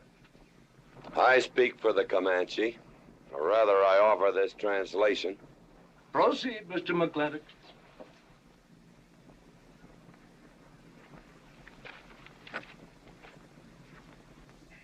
The Comanche say, we are an old people and a proud people. When the white man first came among us, we were as many as the grass is of the prairie. Now we are few, but we are still proud. For if a man loses pride in manhood, he is nothing. You tell us now that if we will let you send us away to this place called Fort Sill, you will feed us and care for us. Let us tell you this. It is a Comanche law that no chief ever eats unless first he sees that the pots are full of meat in the lodges of the widows and orphans. It is the Comanche way of life. This that the white man calls charity is a fine thing for widows and orphans, but no warrior can accept it. For if he does, he is no longer a man, and when he is no longer a man, he is nothing, and better off dead. You say to the Comanche, you are widows and orphans. You are not men. And we, the Comanche, say we would rather be dead. It will not be a remembered fight when you kill us, because we are few now and have few weapons. But we will fight, and we will die Comanche. Thank you, Big McClintock. Am I to gather that Comanche defy the government of the United States? Yes, you may gather that the Comanche defy the United States government, or at least this commission. Gentlemen, sit down to the evening chores.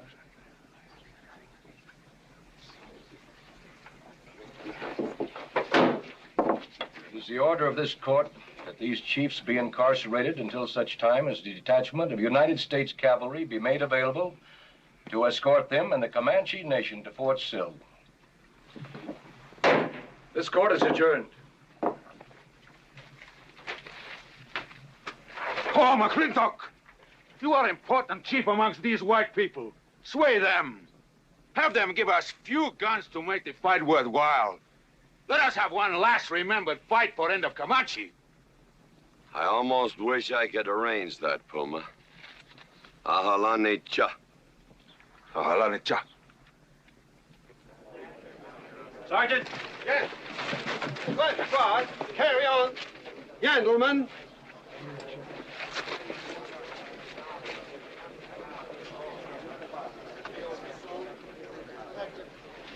It's sad, these changing times. It isn't the times that are changing, Mama.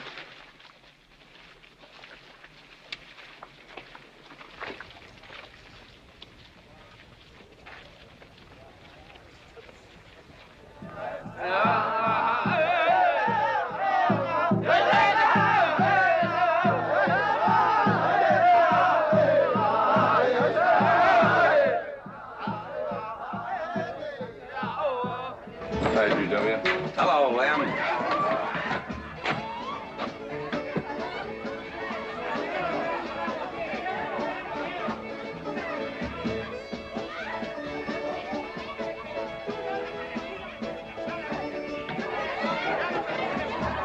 Bunny? Oh, howdy, McClintock. Hey, figured you'd be belly down drunk by now. I've been doing some drinking, Bunny. Is that boxcar still on the siding? Well, sure, but... But what? Well, I don't like it. You don't, eh? You figure if them Indians get out there and lead the cavalry on a wild goose chase, that great white father's going to get nosy. Get nosy, and he'll investigate. And when they find out how that side-saddled governor's been messing things up, they'll give those Indians a fair trial. That's live ammunition in that boxcar. You know what'll happen if them Indians get some guns in their hands? Somebody's going to get hurt. Is Puma's word good enough for you? Well, I don't... McClintock, you got yourself a partner. Leave me out of this. Hey, McClintock. Good night, Bunny. Good night, Governor.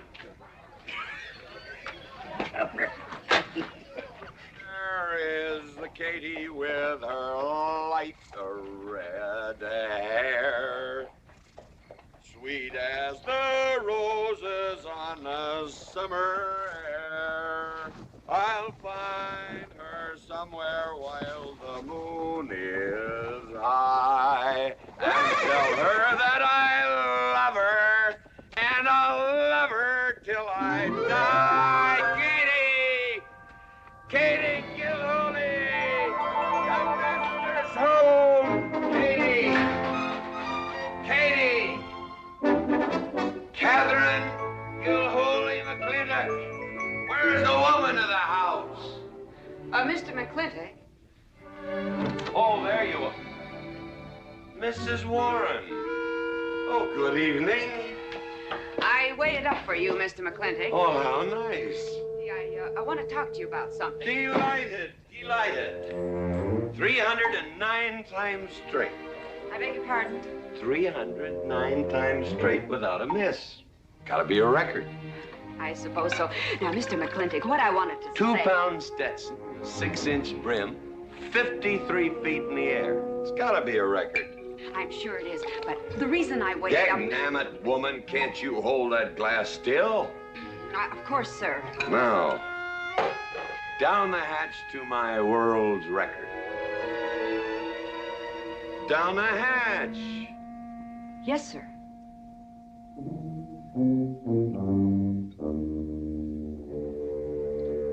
And now, to the governor of our territory. The governor of the territory, sir?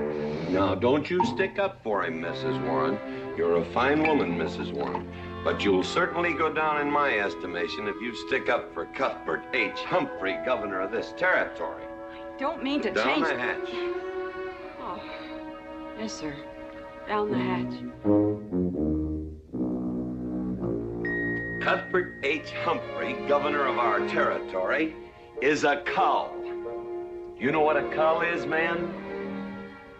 A cull is a specimen that is so worthless that you have to cut him out of the herd. Now, if all the people in the world were put in one herd, Cuthbert is the one I would throw my rope at. At whom I would throw my rope at. Natural-born cull.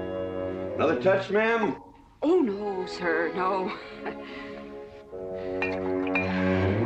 Well, I don't mind if I do.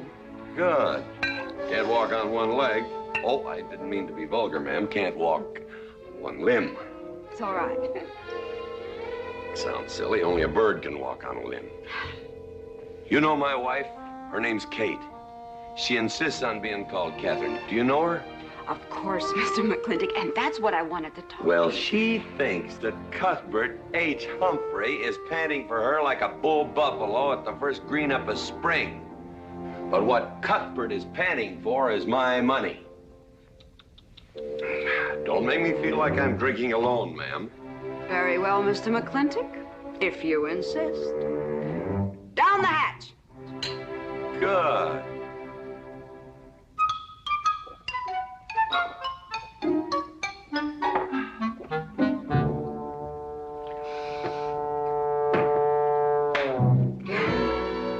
Mr. McClintock, I have something very important to say to you. Very important. Guess it'll have to wait till the morning. Toodle. Oh, it's all right. It's all right. Betty, bye-bye.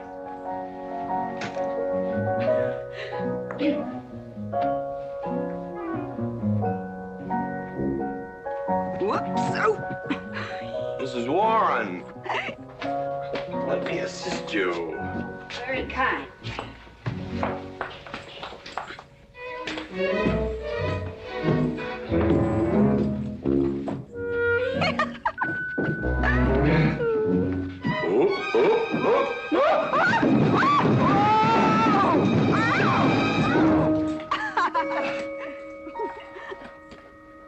Whoops.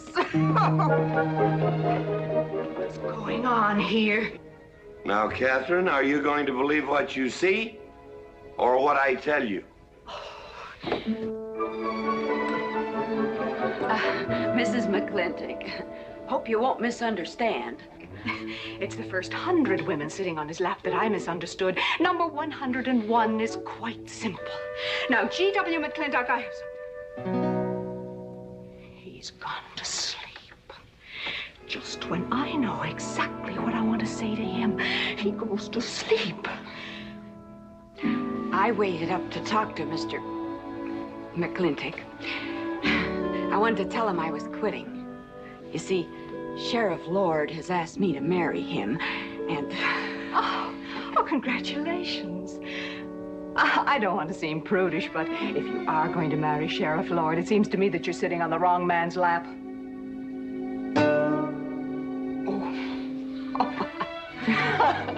Come on, I'll help you upstairs and we'll have a long talk about men in general. Ladies, one moment.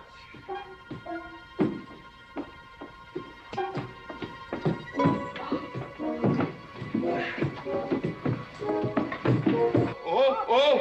Watch out, you'll get us all killed! Oh! What?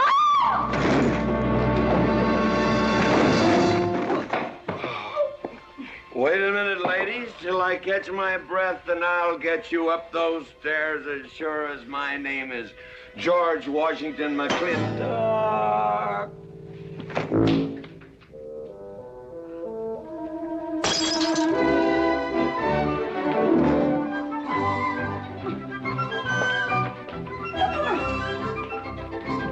You may be quitting, Mrs. Wallace. Mrs. Ward. But not tomorrow. I want my breakfast in bed.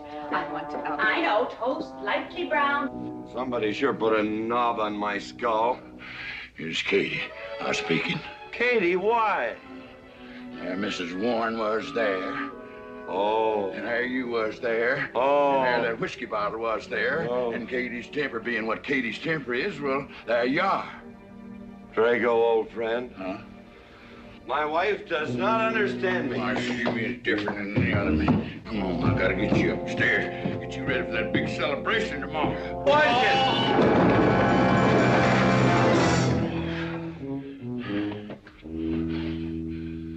Drago, I am sleeping in the den.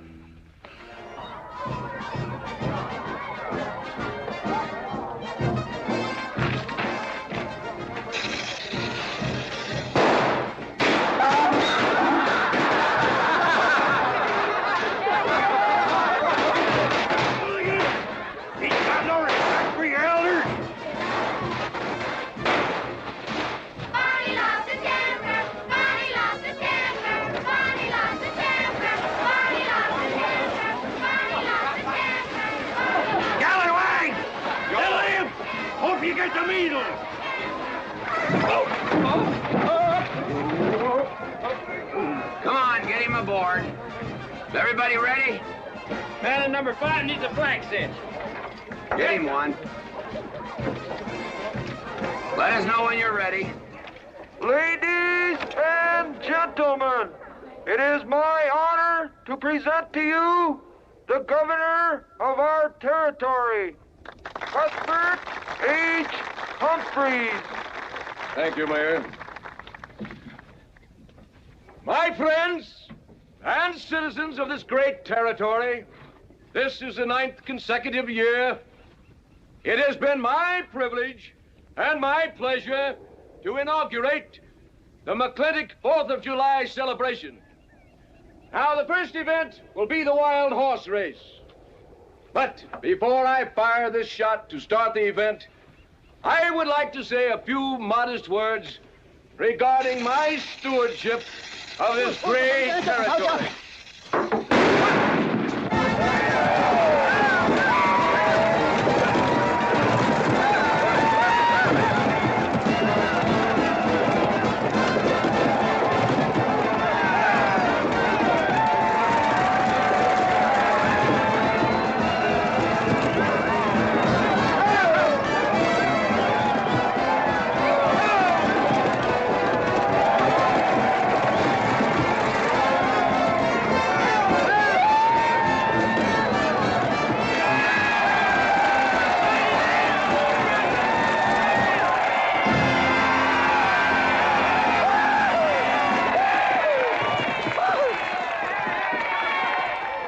Professor Birnbaum.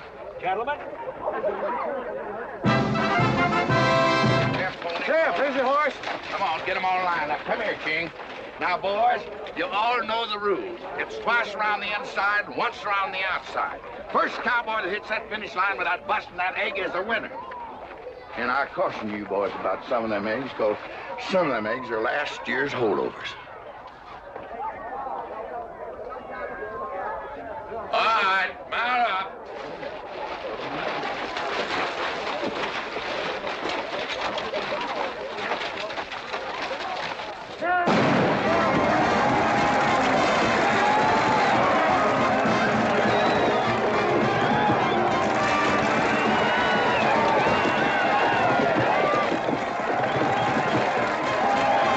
Catherine, my dear, you seem to be enjoying yourself. Oh, yes.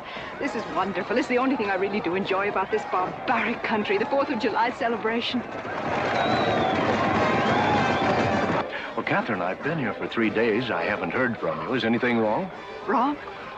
Well, I just hope that it hasn't been necessary for you to say anything to GW.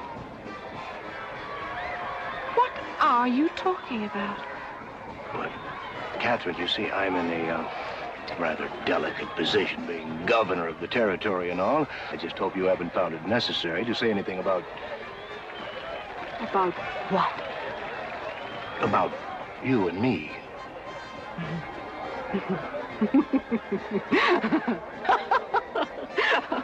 Why, you pompous windbag.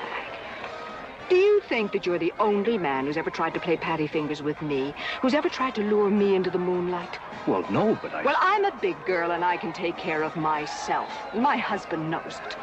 I can assure you, Governor, that your reputation is untarnished. Now get out of my way.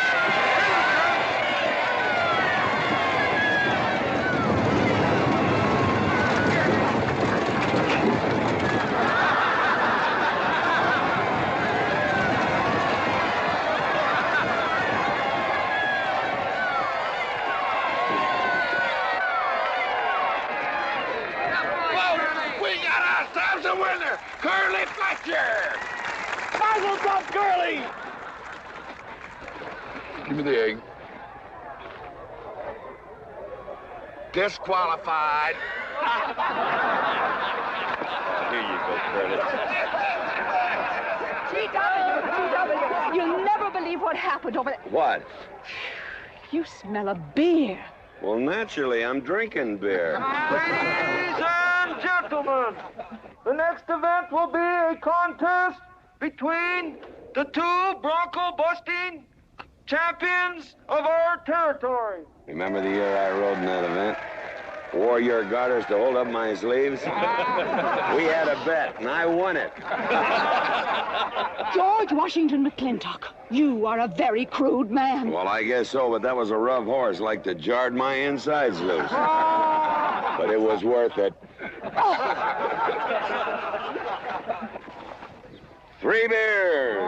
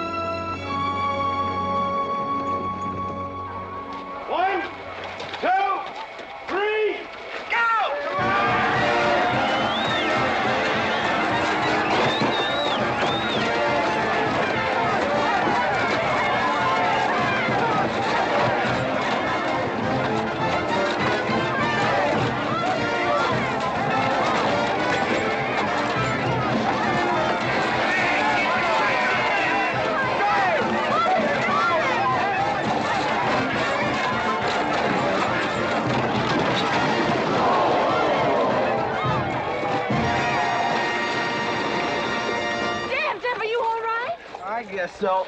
Nothing busted but my pride. Well, that ought to even things up, farmer. For what? Well, that sore nose you gave me the other day. Well, that ain't what's sore on him.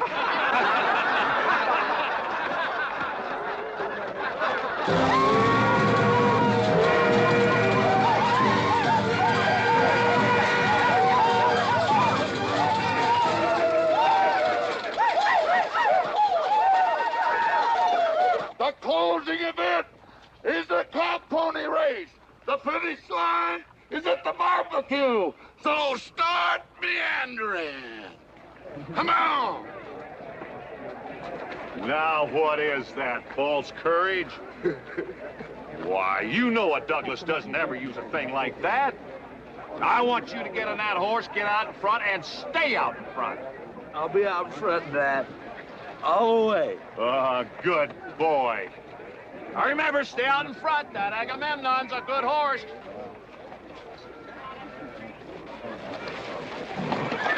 Oh, Agamemnon.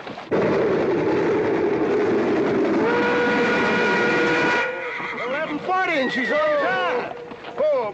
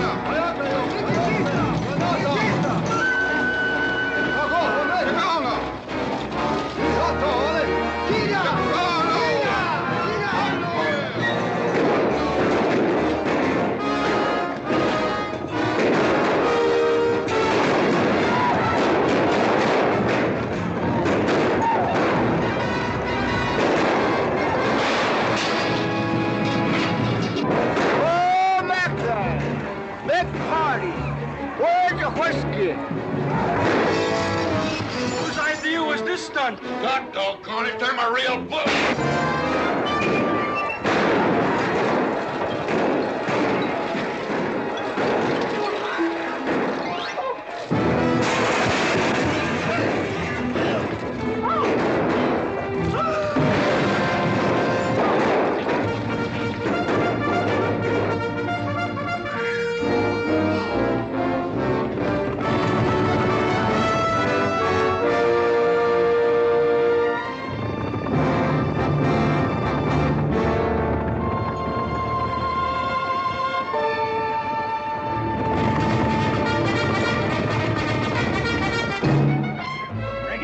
Excitement you'd want for one 4th of July, eh? Puma finally got his way, but I reckon he's riding out his last war party.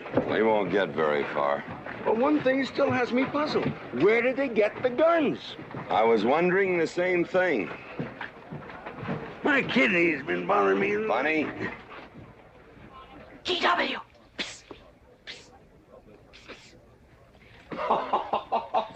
What an idiotic joke. Joke? Do you think that was a joke? Oh, shut up!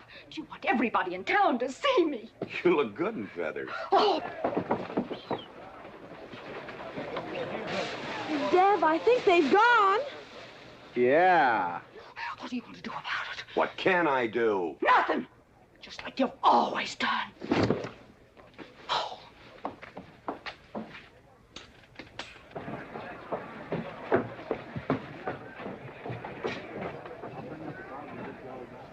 How long, GW? How long what? Catherine. She's been riding herd on you for 2 years now. I'm a peaceable man. But my father used to say, you raise your voice, it doesn't do any good. It's time to raise your hand. Well, I've been planning to do something about it. I'll have another talk with her. Talk to her? Talk to her? Talking won't do any good. Becky, have you seen your... What's been happening around here? You've got hay all over you. Been some mighty sneaky goings-on here during that raid, Mr. McClintock. Who was it said only a trollop could kiss a man before they were formally engaged? Oh, but we are engaged, sir. You are? That is, with your permission. Well, you've got it. Oh, Mrs. Warren? I think it's wonderful. I guess this is the only engagement that ever started off of a spanking. Mm-hmm. I reckon Birnbaum is right. All right. Lord bless us, this is gonna be a great day. Doggone it, folks. Let's don't let a little old Indian raid break up a good barbecue and a rodeo. Yeah, the meat down. Let's go. You contestants get ready for the cow pony race.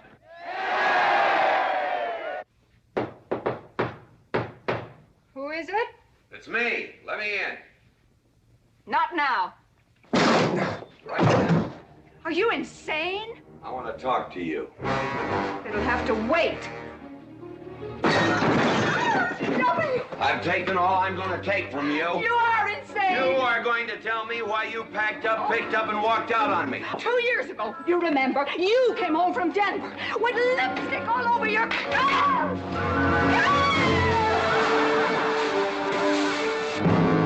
Lipstick on my collar. I've got the shirt to prove it. Who cares?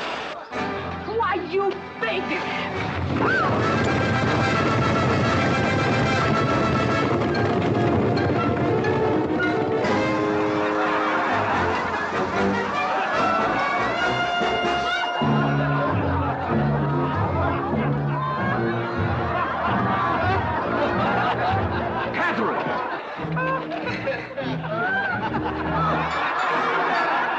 GW, you are a ruffian.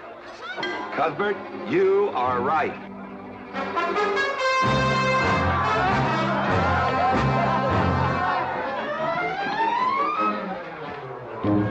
Well, what kind of a family is that? The best. And dangerous, son. Who won the race? Who cares, Ingrid? History's being made.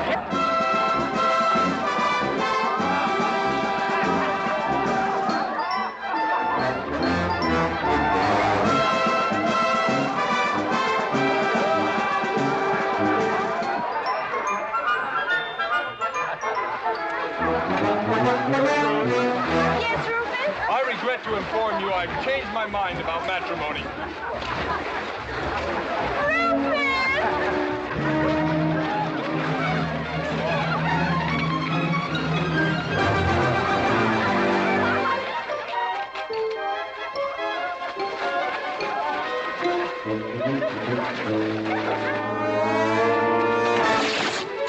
Hey, Mrs. McClintock!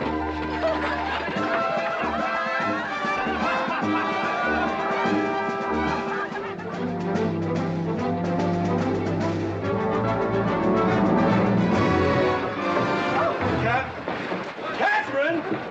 Get him out of here. Hands up. All right, everybody out.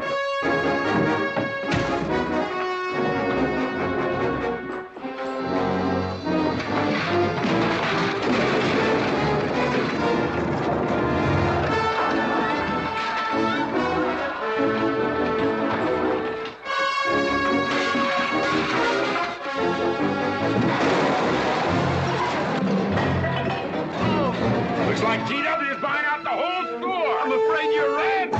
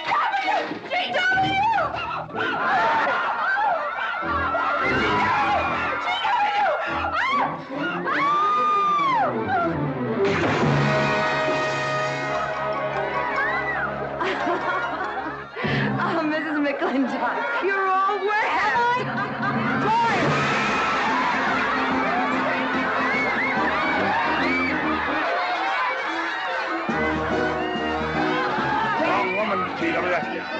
Oh, pardon me.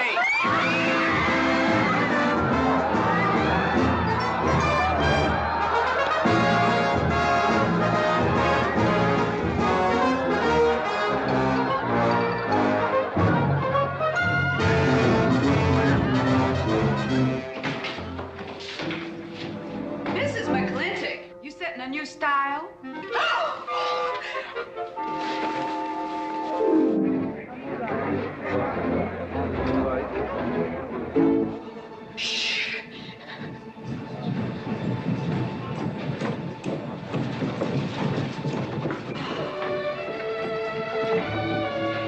Mr. McClintock, in here!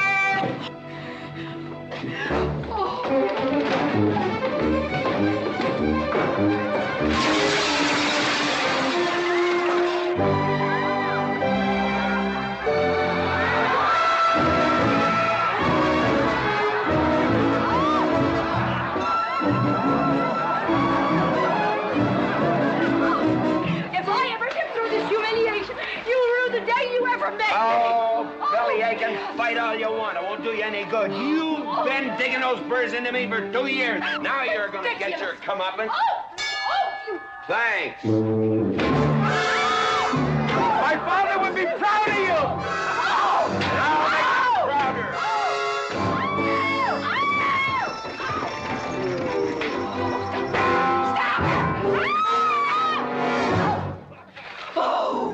Keep it. You may need it. Now get your divorce. Home. Don't spare the horse. Home. You heard me. Don't think you're going to get rid of me that easy. Yeah.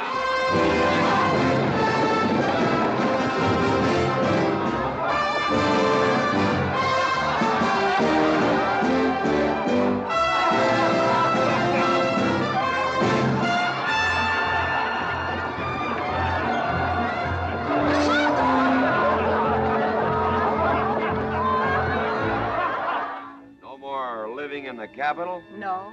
No more Newport in season? Nope. No more dancing at the governor's ball? No, GW. Happy days! 310 times without a miss. That's a record.